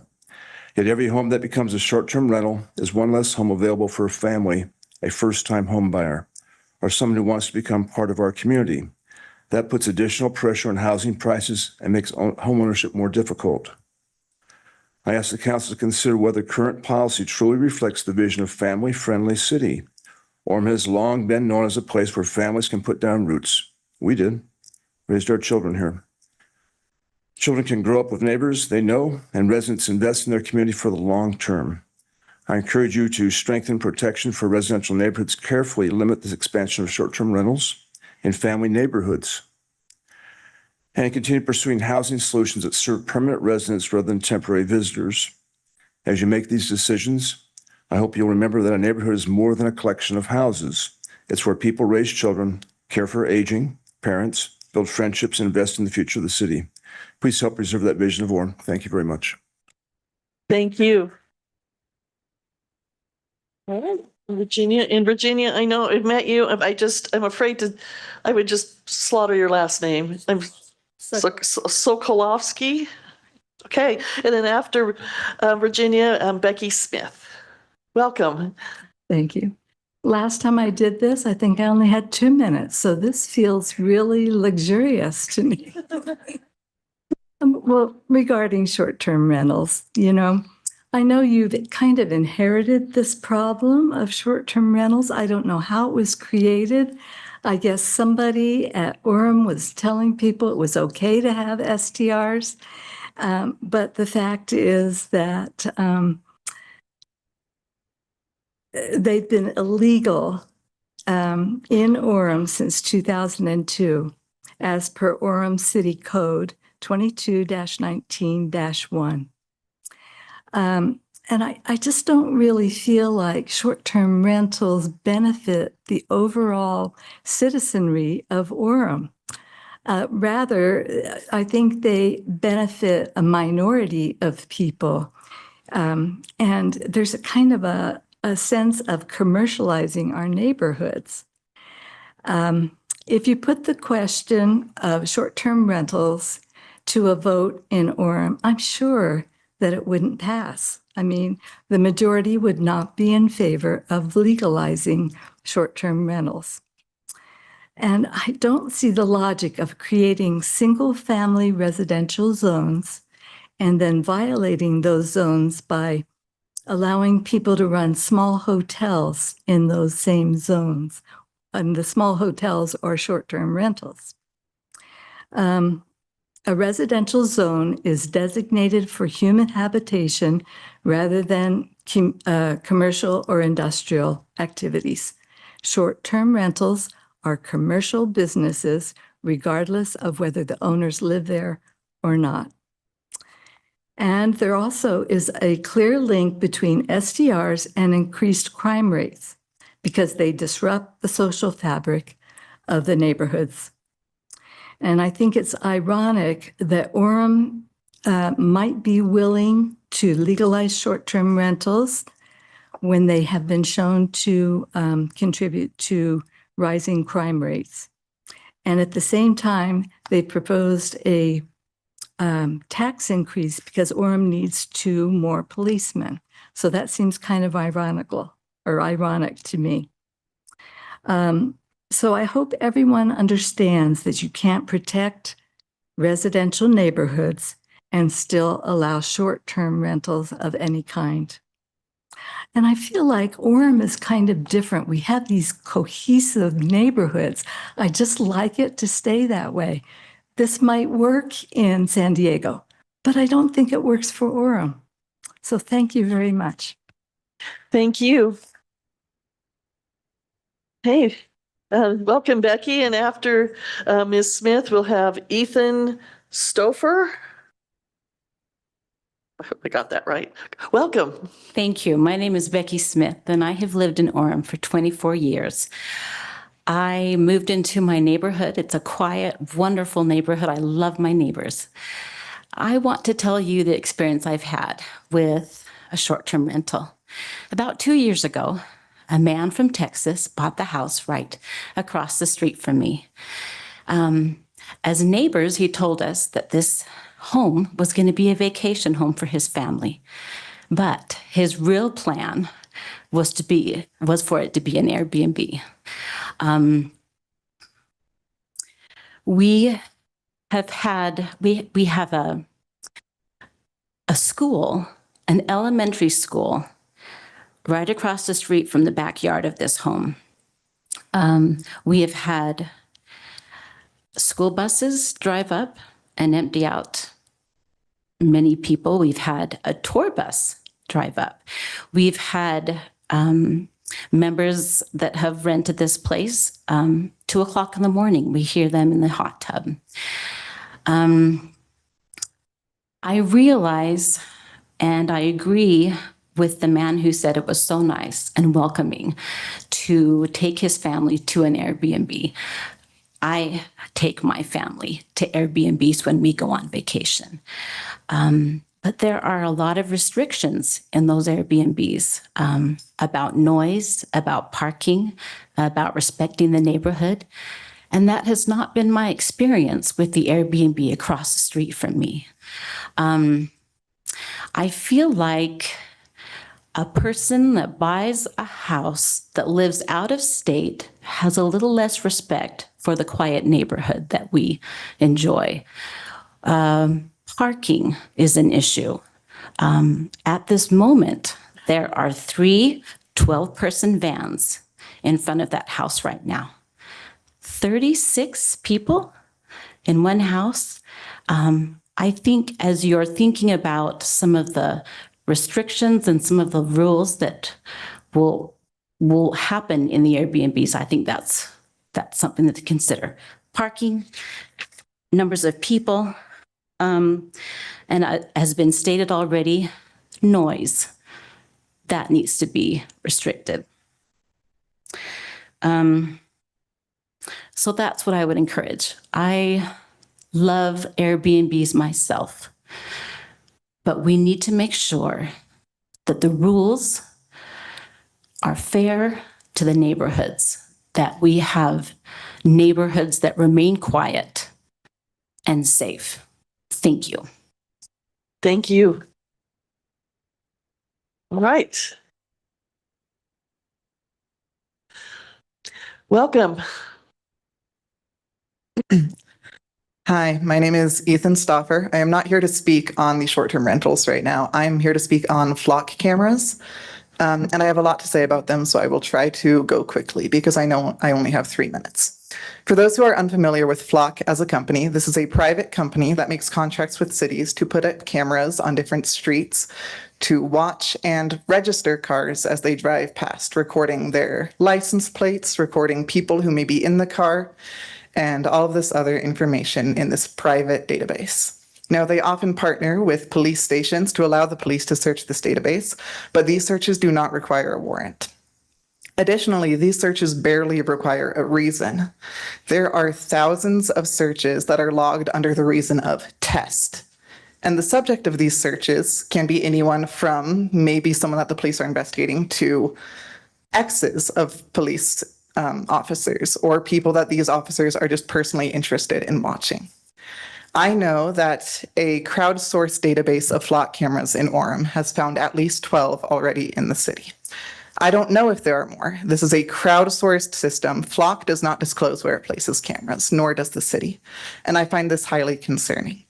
Additionally, this database is not only open to Orem city officers. So even if you trust every officer within the city of Orem, do you trust every officer in San Diego? Do you trust every officer in Houston? Do you trust every officer in New York City? Because every single police station across the country can access the Flock database, and I find this highly concerning. CEO of Flock and people who support Flock will say that if you have nothing to hide, you have nothing to worry about these cameras. I disagree. If I send a letter to you, I put it in an envelope. Is that because the letter has something to hide, or is it because we have a right to privacy? If I send you a package, am I forced to put it in a see-through and plastic container so that everyone knows what I'm mailing you? I simply am not required to do that. And I don't see why the motion of Orem citizens is something that needs to be logged by these Flock cameras. There's even one I noticed across the street from the Sarah Theater. This is a theater where many families come and they bring their children, and I don't see any reason that this private database needs to record every family driving to and from this theater and needs to know the motions of everyone who visits. I find these Flock cameras not only an insane violation of privacy of the citizens of Orem, I also think they raise big questions about search and seizure rights. Is it legal for them to record all of this information and then give it to officers without needing a warrant? That's just something I think I would like all of you to think about. Thank you. Thank you. Appreciate it. All right, that concludes our personal appearances this evening. Thank you to each of you who've come this evening to express your thoughts. Right, Council, the next item on our agenda is our consent item, and it's the approval of the meeting minutes of June 9th, June 15th, and the joint meeting with Linden City, but that's the June 15th, and then on June 23rd, 2026. So I would look for a motion to on that item? I move to approve the consent items. Right, we have a motion. Is there a second? Second. Right, thank you. We'll start with Councilmember Meekum on voting on that. Aye. Okay. Aye. Aye. Aye. Aye.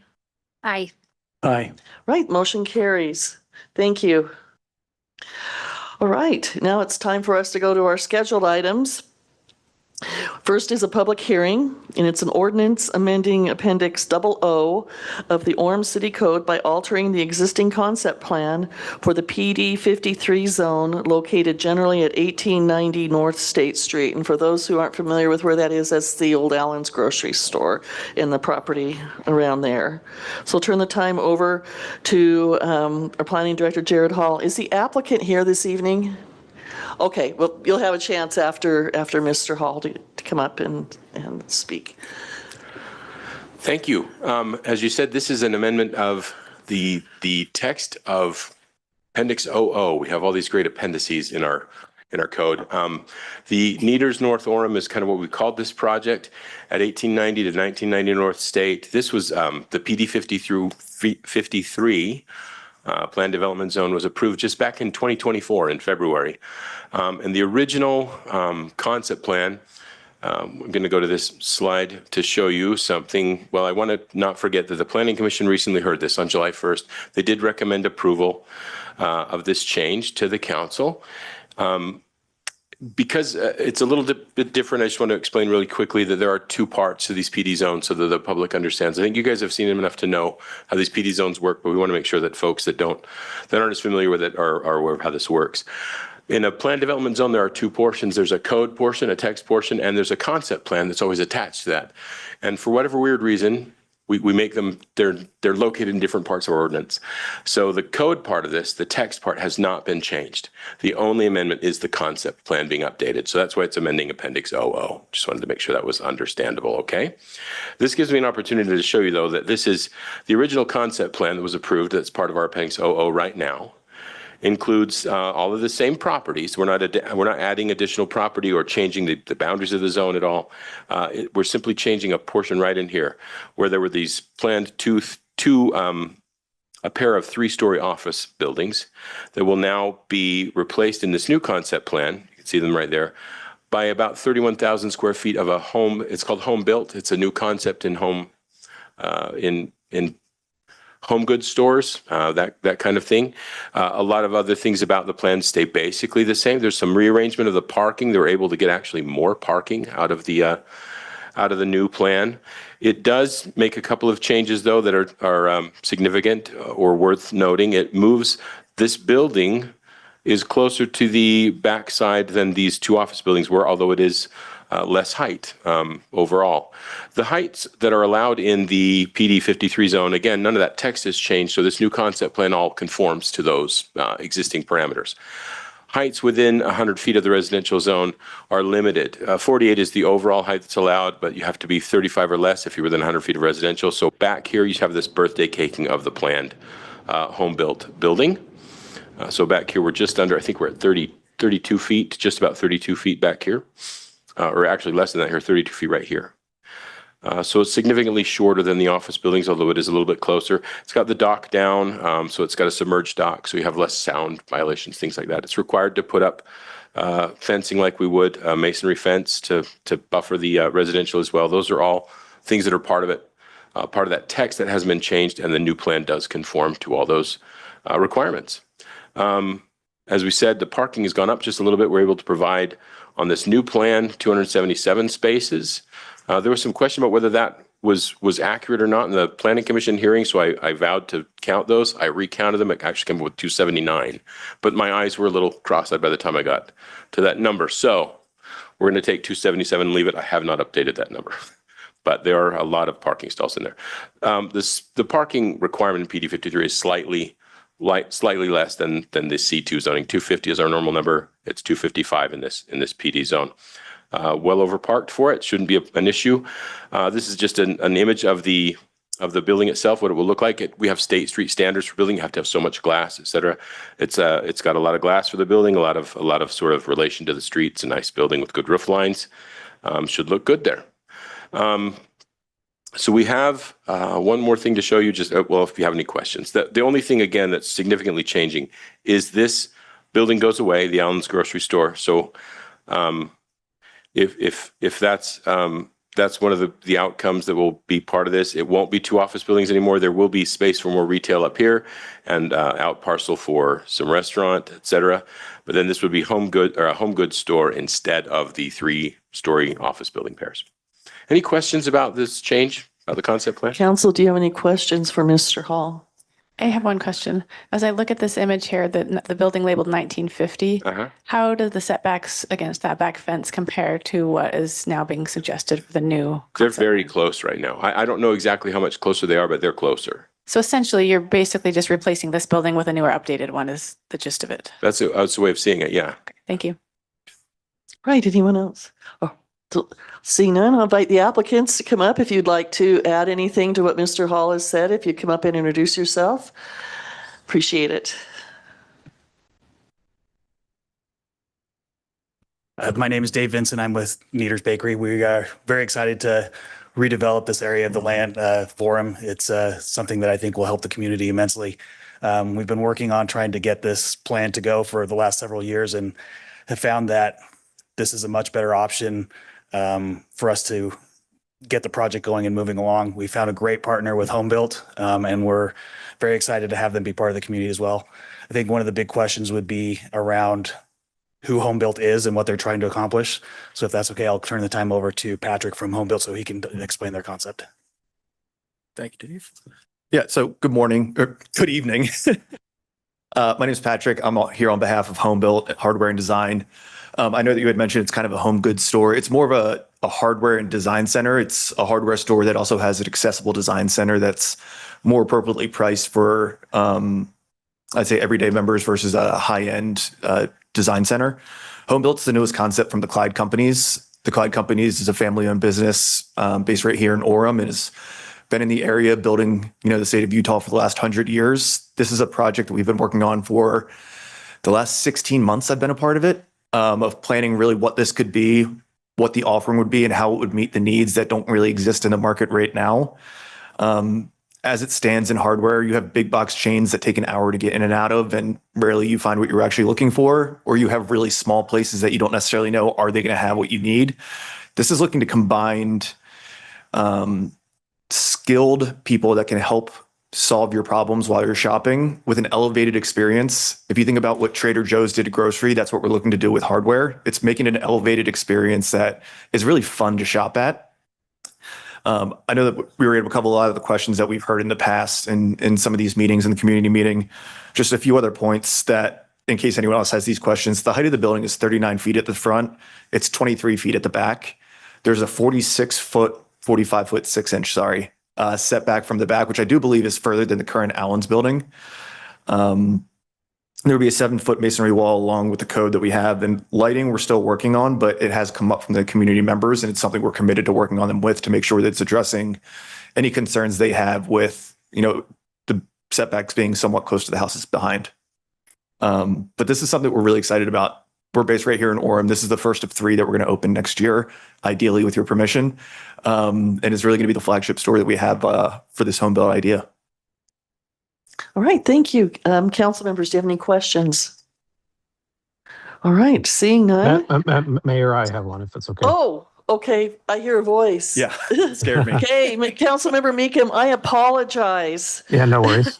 Go ahead. I know that this has come up at Planning Commission and others, but because it is near a residential zone, I'm just wondering if you could specify a little bit more of what you plan to do to mitigate noise and light. I think those are 2 issues that people have some remaining concerns about. Yeah, of course. So for mitigating noise, as you mentioned, we have a depressed loading dock. We've also put a concrete or masonry wall between the loading dock and the building so that it's going to go into a depressed tunnel almost. That's going to have a masonry wall in addition to another masonry wall at the back of the building, which will really help. And evidence points to a bunch of retailers that do this, that it really helps mitigate noise. Additionally, we're going to have an indoor area for pickup where if you go to Home Depot, trucks are parked outside. We're going to have a drive-through where a garage door opens and we'll load your truck for you. and then a garage door opens on the backside and you drive out. So really trying to make sure that we are good stewards of the community that we're entering and really take into consideration how do we minimize noise. As it comes to lighting, we're open to any measures that you all recommend, whether it's down lighting or cutoffs, whatever's in line with the code, and that would help satisfy the neighbors that we have behind us. Okay, thank you. And so I would assume that the staff, we would leave that to the our community development staff. It's a good moment to insert the thing I forgot to say. I never leave you with everything at once. I like to You leave keep us the in suspense. Yeah. Yes, thank Leave you. me wanting more. This will go, if it's approved for the change, this is the concept plan, but it has to match a site plan that gets approved through the planning division, for the planning commission's process.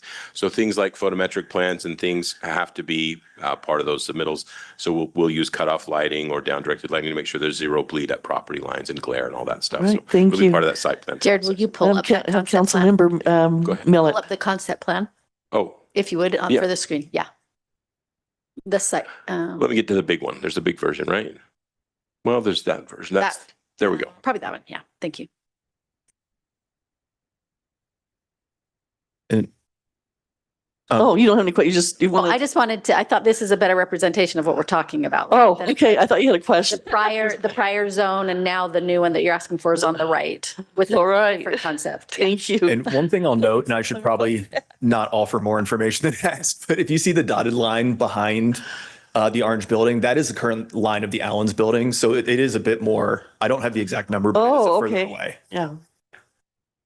Great. Thank you.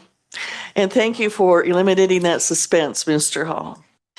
It is a public hearing, and so I would like to open the public hearing. If there's anyone who would like to speak to this item on the agenda, I invite you to come forward and introduce yourself, and you'll have up to 3 minutes.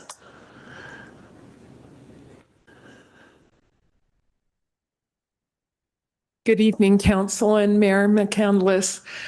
I'm Marion Baxter, and I was unaware of this on the agenda this evening. I would like to thank Homebuilt and the proposal that's coming up for light pollution mitigation and noise mitigation. What he just described, I have never really seen other than at Harmon's grocery store where you can pull through and be loaded, your groceries loaded.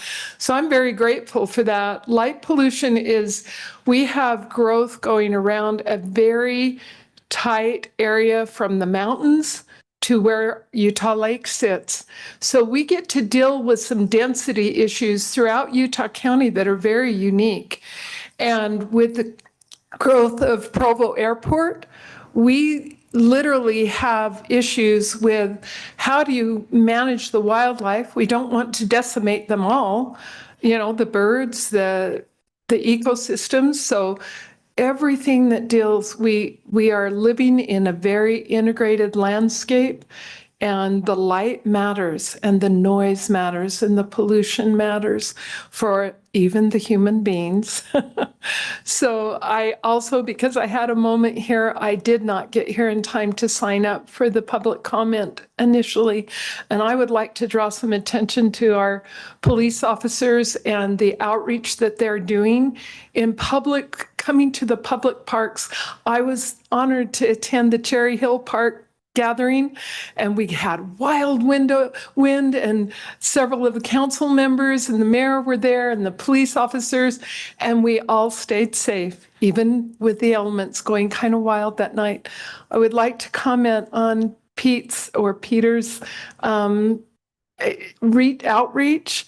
And I did not know until that evening that we can send texts to Orem City, and we're spreading the word. And I'd like to see a higher profile, that when you see something, a buckled sidewalk or a pothole, or even a positive thing happening, you can send a text now.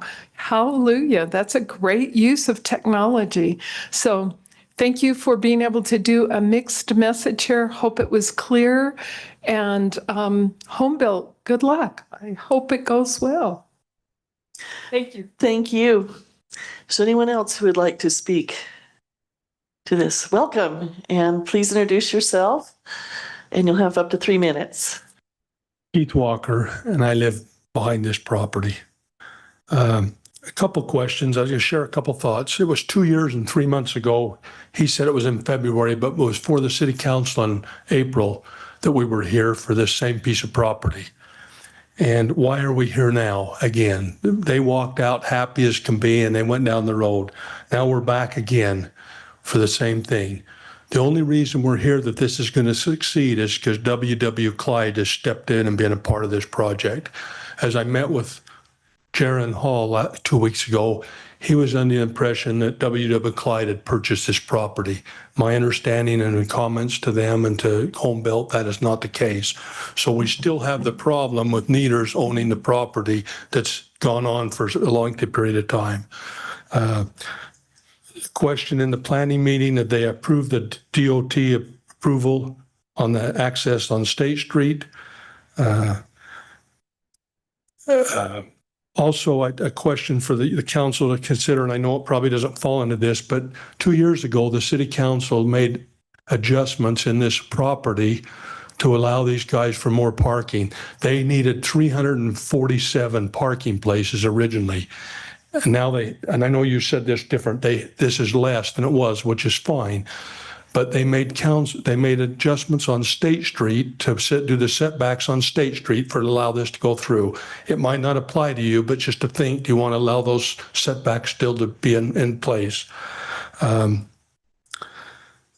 Handicapped on this property, there's 9. On the property that's presented on the drawing, there's 9 handicap stalls. I don't know what the regulation is. I'm not in favor, but I just question if that's the right amount.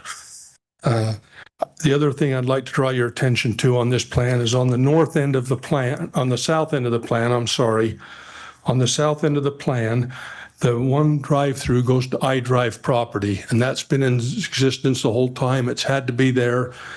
They have positioned this restaurant and drive-through in that entranceway to the drive to go to iDrive. The part of that restaurant and that curb out at the front, that first curb with green, is in half or better of that driveway through. I don't think that's a good situation. That's just my thought on that to improve it. The other one is on the north end of the property. They put a drive-through lane on that building on the north side of that. The way that looks, they've got a place for roughly 2 cars, maybe 3 at the very most, in that drive-through lane. If not, they're going to back up into that entrance in the property. I don't know what they plan on putting there, but I don't think a 2-car drive up is enough unless it was something, a dry clean or something that was very light. And they've talked about that once. So that's another question I have on the plan. The other one was, we've talked about rodent control. I was told tonight, just briefly, that it was going to be tore down tomorrow.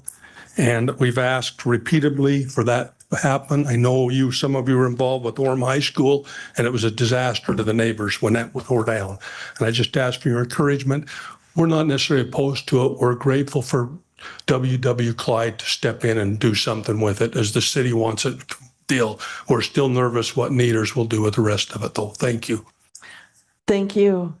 So question, I'm going to ask Mr. Hall a couple questions, and then I'm going to ask you about rodents. And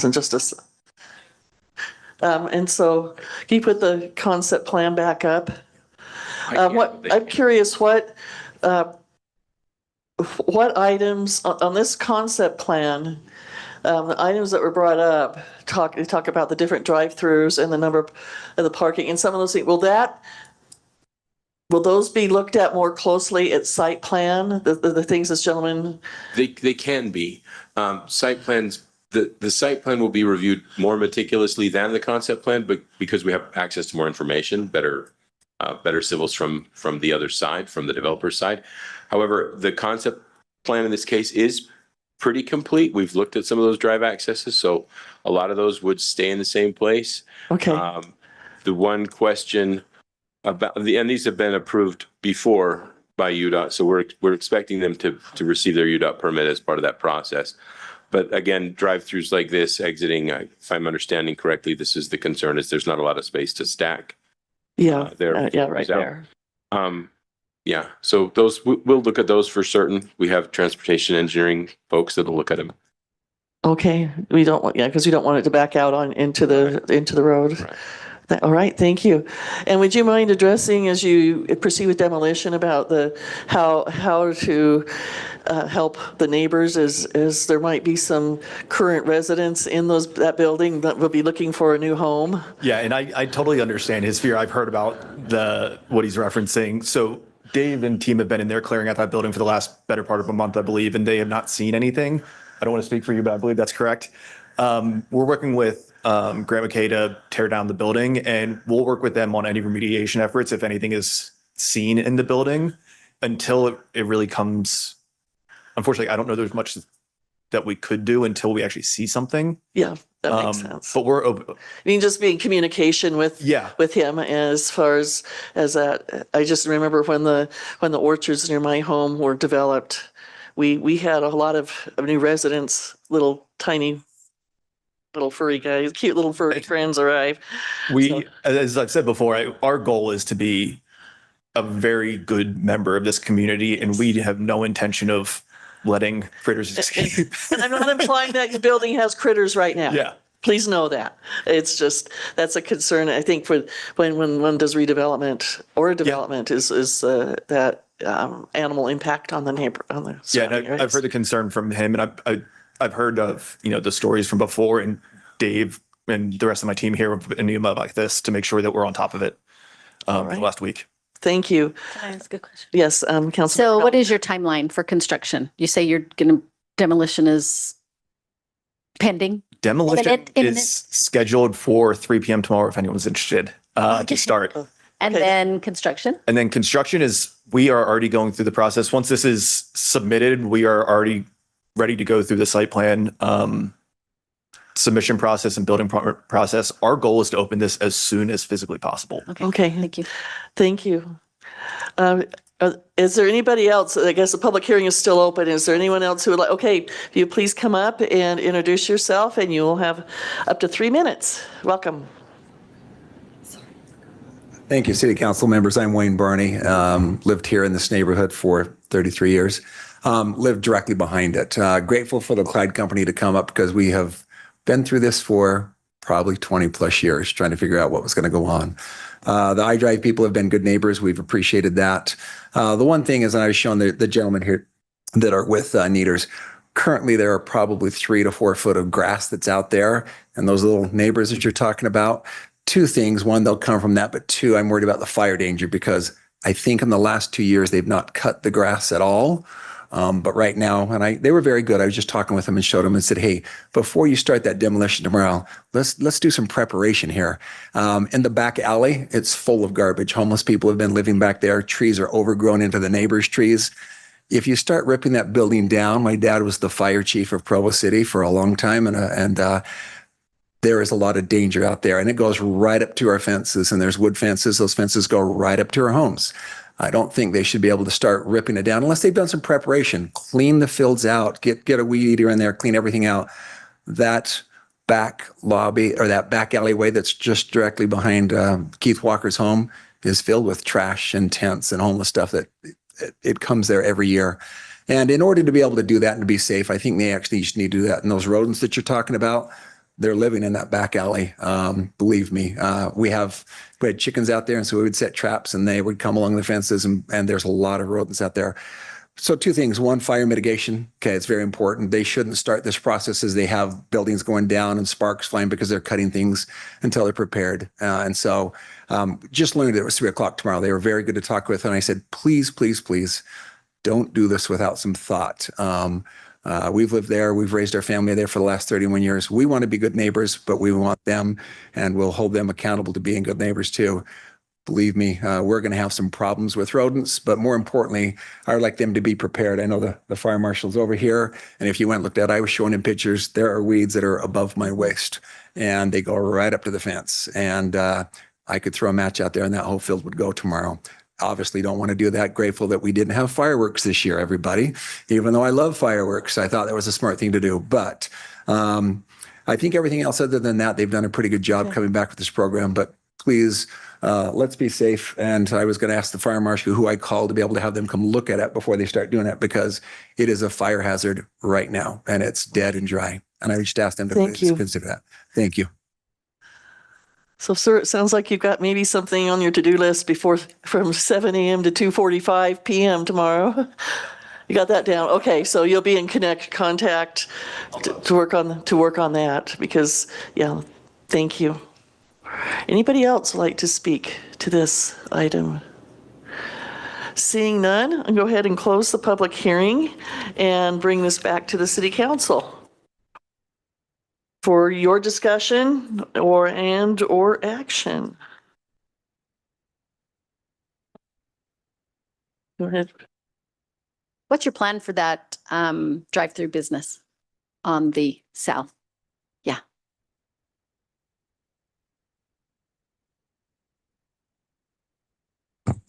On the south end, along State Street, we don't have any definitive plans, but we were looking for some type of a restaurant to be there. The drive-through was designed such that it could hold, I think when we did the count, it was to 15 cars before it spills into any of the exterior parking. So the restaurant concept is our plan for that. So I had a resident ask me to ask you to, that we would love to have an In-N-Out, the north end of Orem. Well, and I think that south In-N-Out could do with some help. That would be amazing, but I think that would cause more issues as far as parking and You're probably right. backed up drive-throughs than anything else we've talked about. I did ask though, right? Okay.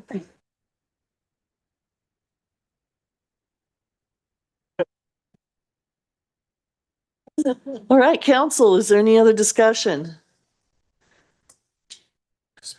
Yes, Councilmember Lamson. I just want to thank the applicant and Jared and staff for presenting this so well. And also the residents, Mr. Walker and Mr. Barney, always appreciate your extra insights, looking at things with a very fine detail and a fine tooth comb, and just appreciate your continual just being involved. Thank you. All right, thank you. Anyone else? What would you like to do? Would you like to take some action on this, council? Councilmember Kilpack.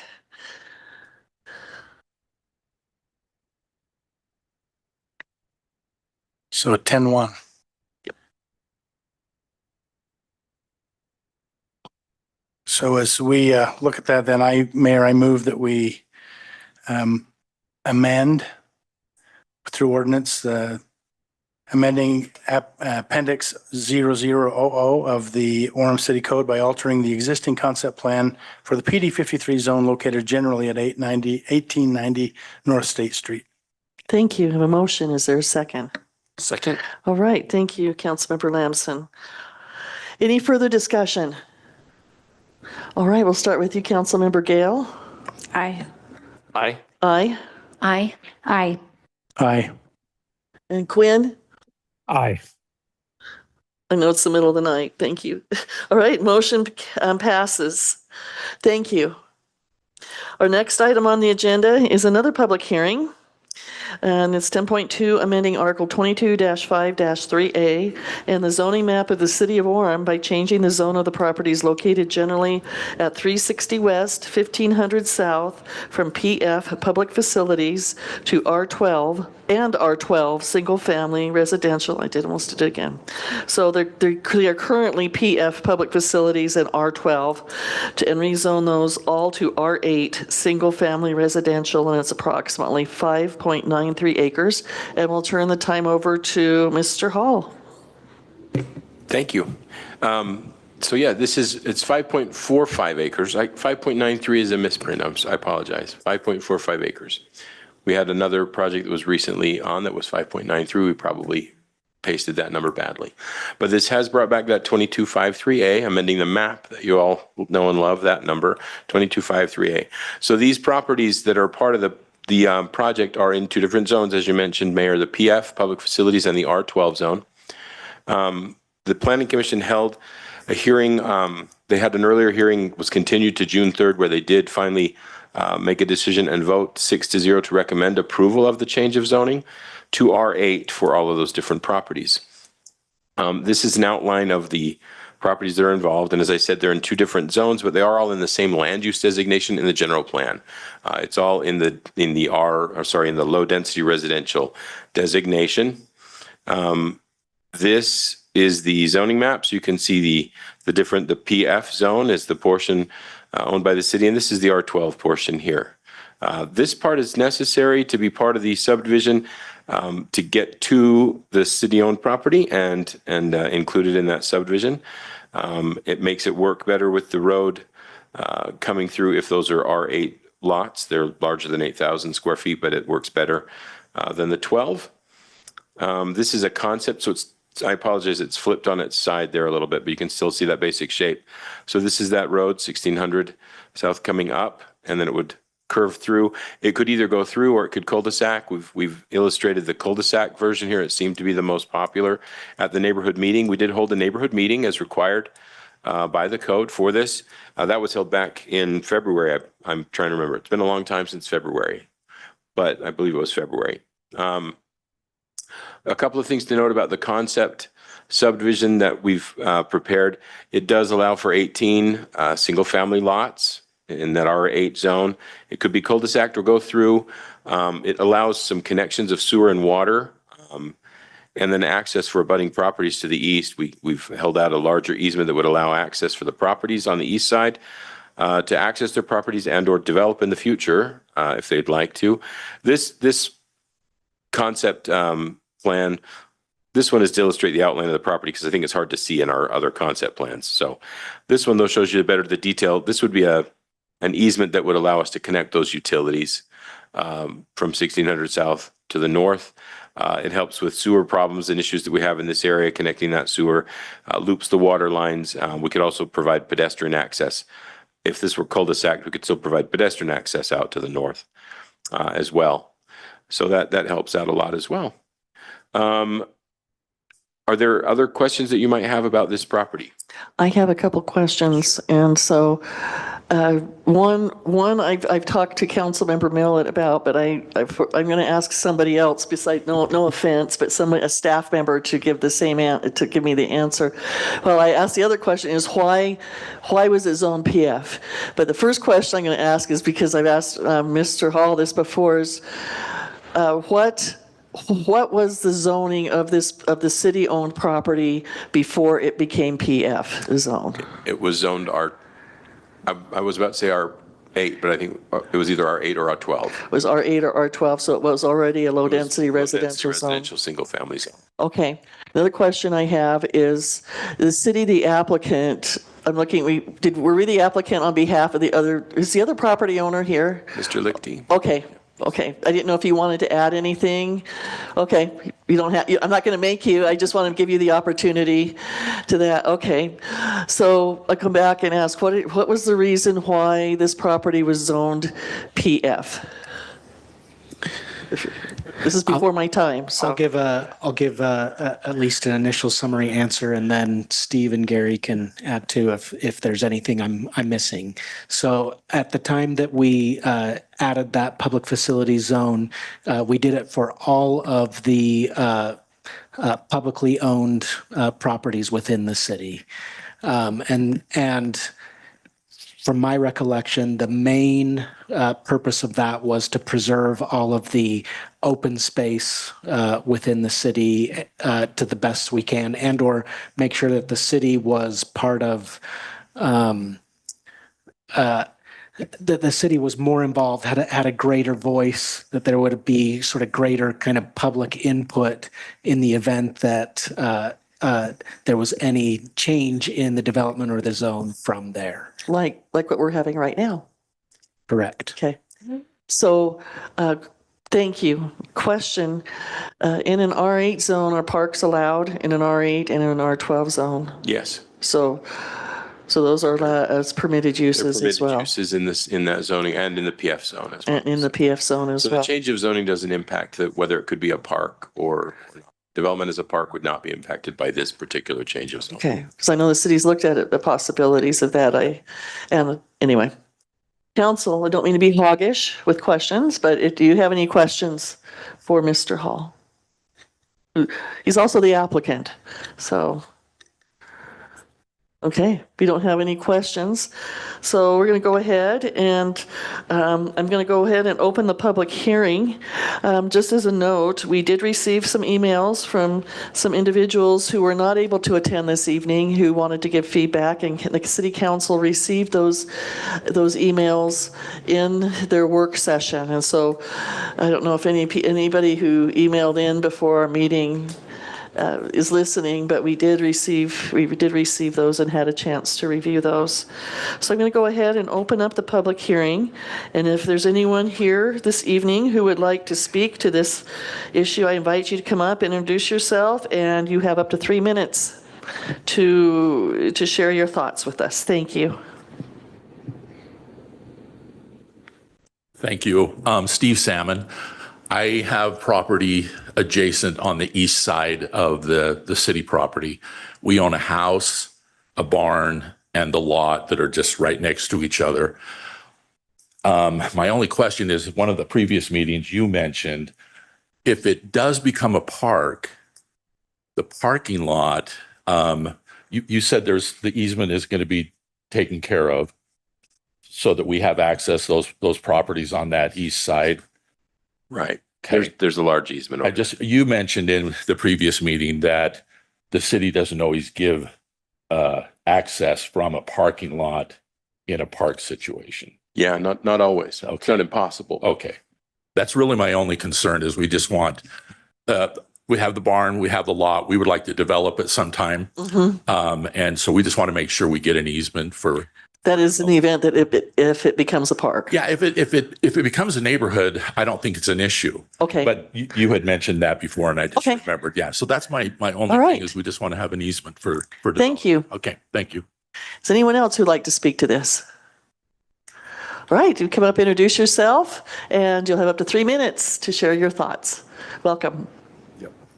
Joseph Creer. We are the property owners that are exactly north of the development. We are landlocked in between the dead-end street, 1450 South, and the condominiums.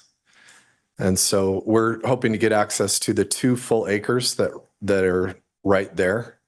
We have no sewer connection. We've been working with the city for 2 years this June. We're hoping that the street name is called Sunflower Dunes, if you guys can see it on your map. But we are trying to put in what would be 4 homes for my siblings and myself. My parents live on that street. They've been there for 50 years. This is one of those legacy, I guess, projects. But we want to thank Jared, all the city council members, the civil engineers, everybody who've worked so hard to help us to develop. We're in favor of the R8 zone change, of course. We prefer the cul-de-sac over the through street due to all the constraints on 1400 South. It's a very bumpy, narrow road. We don't think that the through street would ever work there. But we want to thank everybody for all of their efforts in making this development happen. Thank you, guys. All right, thank you. Anybody else would like to speak to this? All right, seeing none, I'll go ahead and close the public hearing. Oh, we got one more. Okay, Marion, you'd introduce yourself again, and you've got up to 3 minutes. And I really am looking forward to this property being settled, being dealt with. Our home is right on 1600 South, 325 West, and we're neighbors to Jay and Amy Lichty. And the sewer and connection for all of that parcel going north and the stability of residential, and if it truly was to become a park, that can fulfill a purpose also. But the connections for water and infrastructure and sewer lines are wonderful. And I will give you some hands-on feedback about the development. Arcadia, Jared? Arcadia. The road is now open. And it is dispersing traffic already. We raised our family in 466 West, 1600 South, 1640 South, and we know many of those neighbors. And I literally was able to start asking them, Have you started seeing an increase? Now, granted, the homes aren't all built in, but I will tell you the engineering and traffic information that more connectivity adds to more dispersal and better access. It's true. It works quite well. So we're very grateful that this is going forward. And Jared, the question I have for you is, have the test holes been done? I didn't quite hear that, and I might have stepped out for just a moment. I don't have an update on those. Okay, we just aren't sure how much is hidden underneath there. And yes, we went in and we had an engineering firm come and do some test pits and everywhere. That gave us enough, this was very early on, that gave us enough confidence to take the next step forward. One of the things then, as we've gone on, we, in cooperation with Public Works, and I'm sad I missed the day, we went out there and we dug test pits on every potential lot in the buildable areas. Wow. Where homes would be, and we didn't find anything that scared us. So we think there is some things there, but right now, at least, we feel confident moving forward. so it may be viable, and we're very happy to hear that also. Thank you. Thank you. Oh, look, Marianne, you started a trend. All right, welcome. I'm Marcus Jones. I'm one of the properties that's near the park as well. It's 1645 South, 300 West. I guess for me, I feel like we're talking about like the plans of all these and what the layout is and everything and the proposed plan. But that plan has homes on it. It has lots that are being proposed, I guess is the thing. And I feel like that's telling me already that it's not going to move into a park direction. And with that, I think it kind of changes my mindset of, okay, well, sure, there may be a park that's included in this R8 zoning and stuff, but highly it's going to go to a developer and get developed, I guess. Even with that, though, whether we build a park or not, the infrastructure would still come in because you still need bathrooms and stuff, though. So I think protecting the green space, like we talk about, right? Like this is a high dense area. There's buildings that are right just north of that too, of apartment buildings. If you go to the west, even though it looks like there's a big green lot there and stuff, that's all been developed out now too into homes as well. But I think for me, it's this is a public facilities property, and I don't think we're thinking about it like that. Right now we're thinking about it as how can we get this off our books so then we can develop it, I guess, though. And I think bringing it back to, well, what can we actually build here that would help the community out instead? It should be the priority instead, without a significant, I guess, benefit to the community. I don't see why we would rezone. But thanks. No, all right, thank you. Appreciate your thoughts. All right, is there anyone else?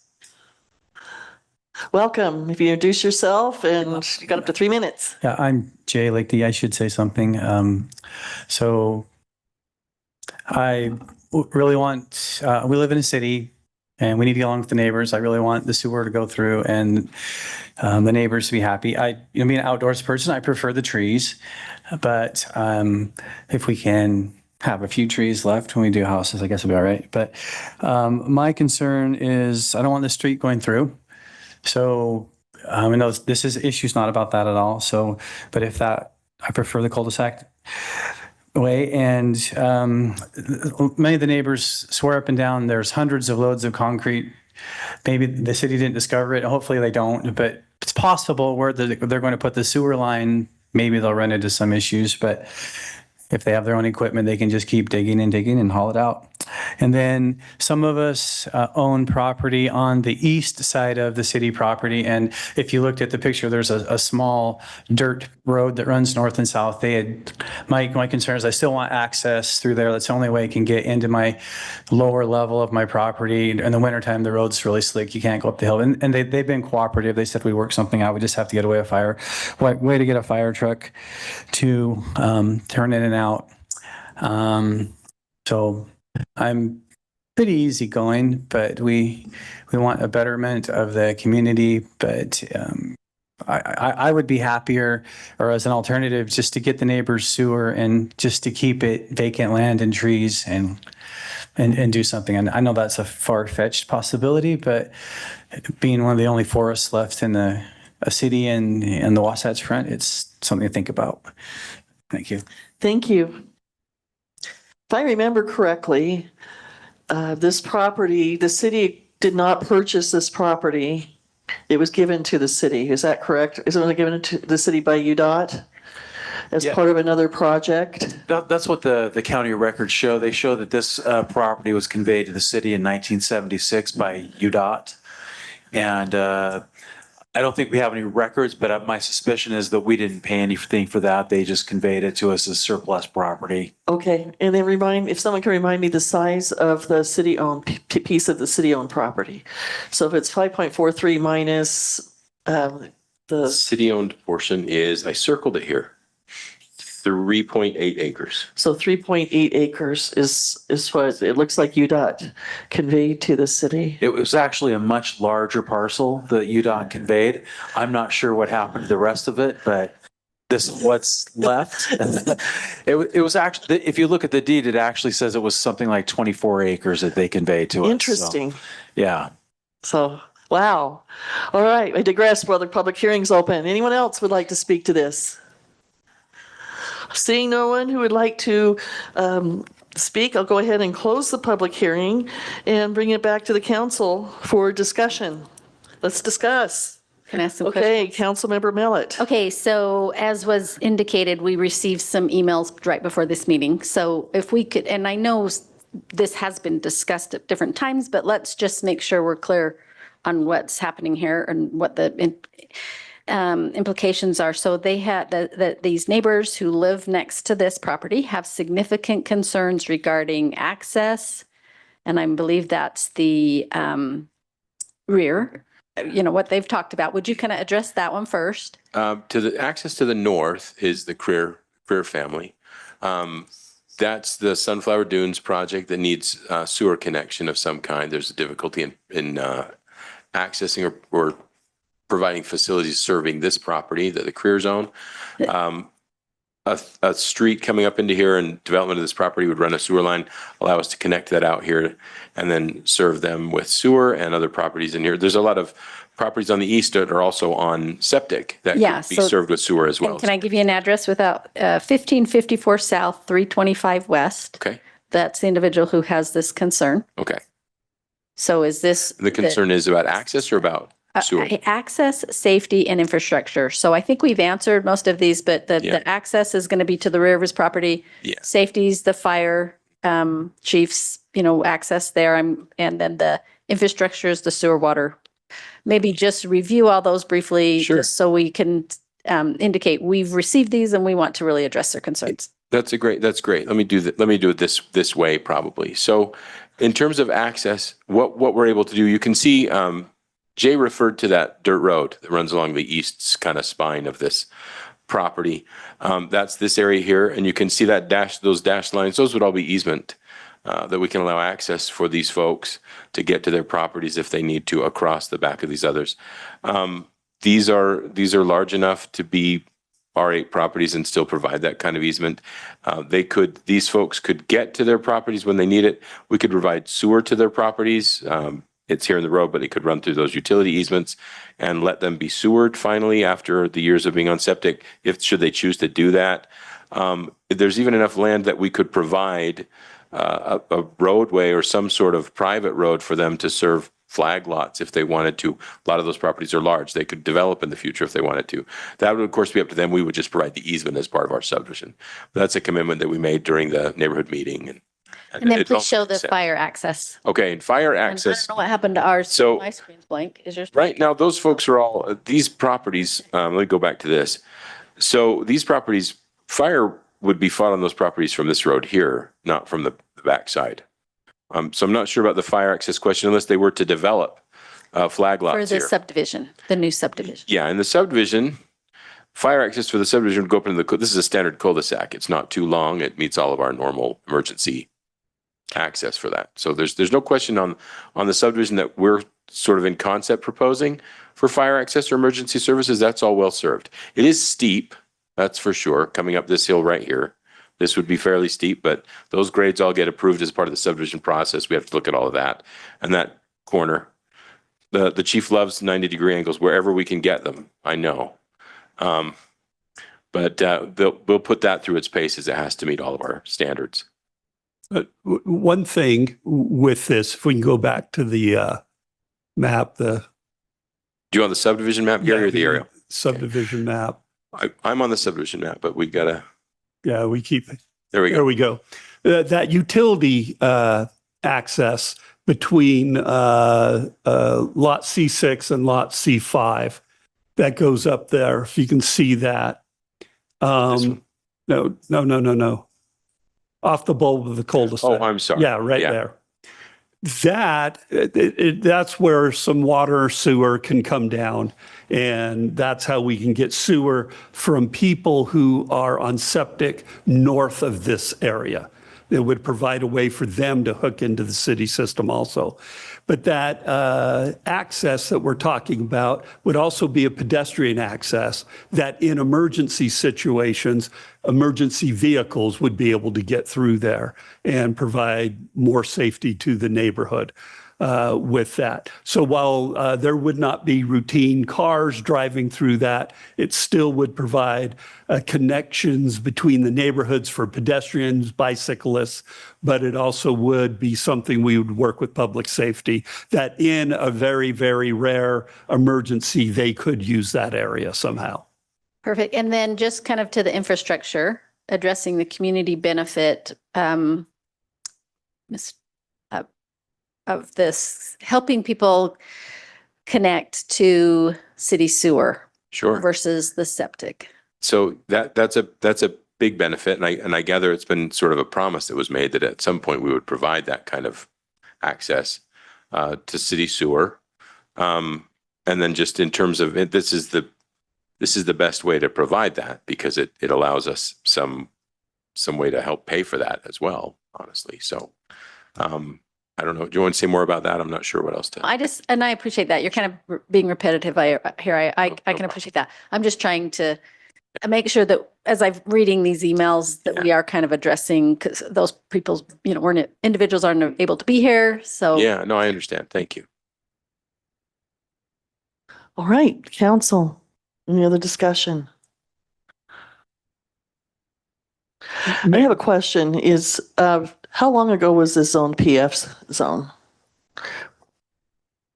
I believe in 2022. So it was residential from whenever? From way back. To 2022. Yep. And it's been public facilities, and that action was taken as I recall, a blanket, just rezone every piece of property that the city owns. Yes. Within its city limits. Yes. To PF. Yes. So there wasn't a direct, like saying we're going to rezone this piece. It was just. Correct. Yeah, it wasn't that, hey, we're zoning this PF for a specific purpose at that time. It was a blanket, all city property. And school property, wasn't it? And school district property too. Yeah. Okay. I remember reading about that. Yes. So, okay. Thank you. Mr. McGinn, did you have a comment? Yes, someone, I can't remember who made a comment, something about this could be possibly a park and change and what's the city benefit. As we've looked at this area, this city property has been listed in the 2021 Parks Master Plan as a possibility of a park there. But it also acknowledges that in this southwest area, this neighborhood is served by, several parks. You've got Nelson's Grove just to the south, Cherry Hill, and another park in the area. And the nature of the property, as you're probably aware, makes it difficult to really be a usable park.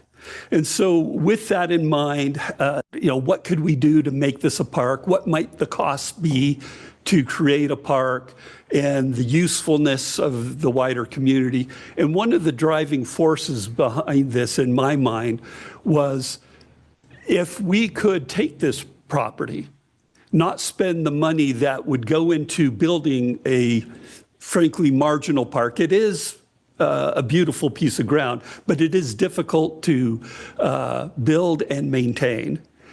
And we could develop it because it's our property and have the infrastructure in and then sell the lots off to be homes. You would have homes that could strengthen a neighborhood, bringing in individual owners. And as a city, since it's our property, we've talked with residents that we could do things and think about ensuring that they are owner occupied and possibly doing deed restrictions and things like that to ensure that, one, they have owner occupancy in the area.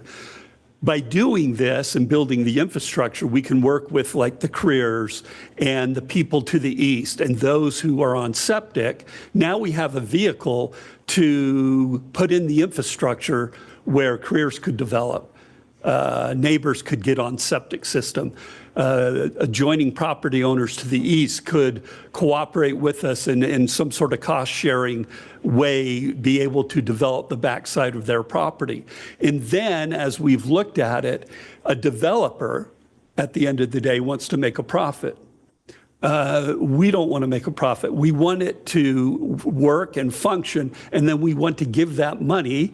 That would happen, and the council would have it. And one of our suggestions would be, now take this money, and where can we in the southwest area, which has one of our greatest needs for parks as it's developing, can we leverage that into a more usable park in a better area from the standpoint of being more easily accessible to the community at large. So I think those are some of the community benefits that we see by doing this rather than just merely a park there, that the community as a whole really can benefit on many, many levels because of this action.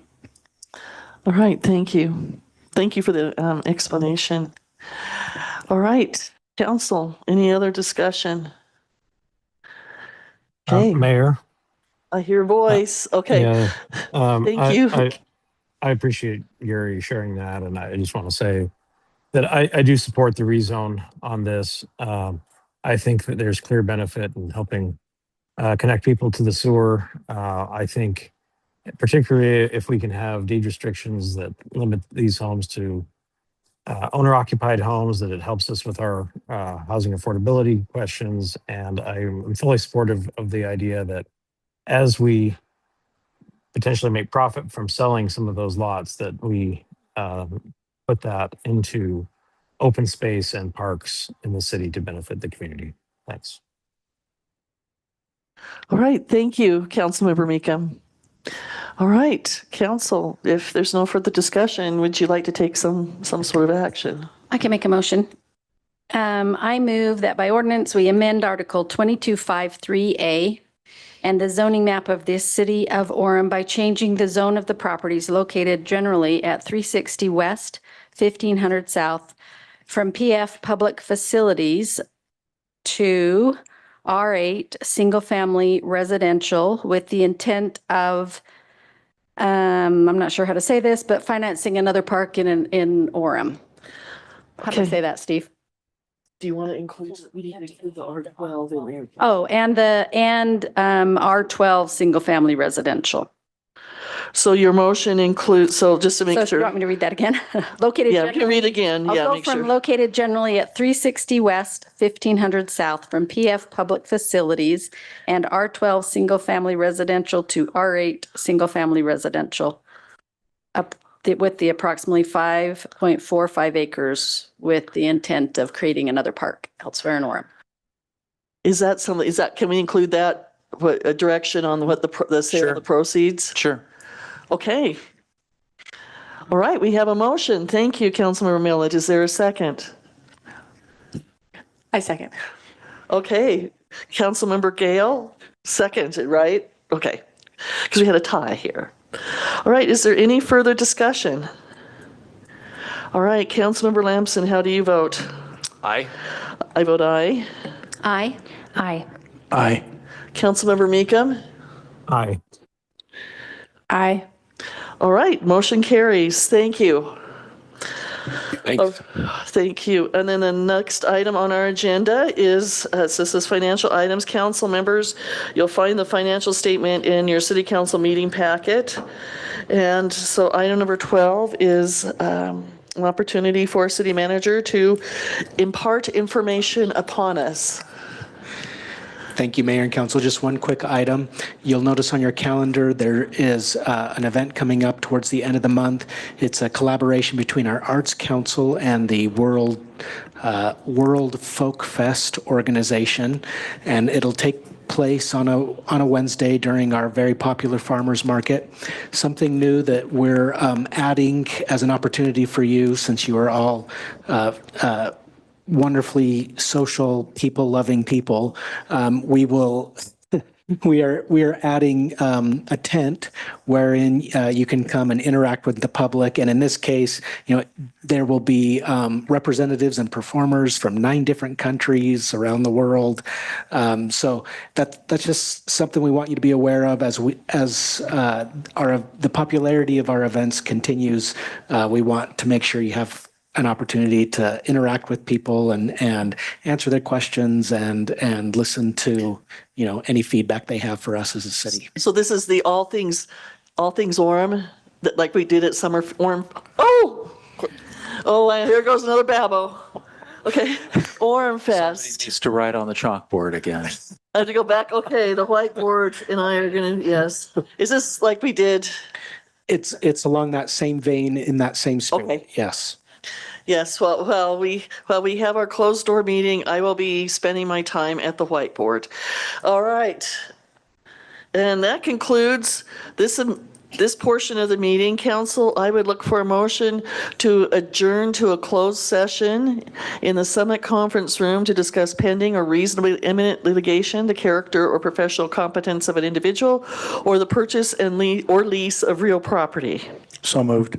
Right, thank you, Councilmember Kilpack. Is there a second? Second. Right, thank you. Second. Who? Oh, okay. Aye. Okay, and so I go ahead and I'll vote aye. Councilmember Millet? Aye. Aye. Aye. Councilmember Meekum? Aye. Aye. And you already voted aye. All right.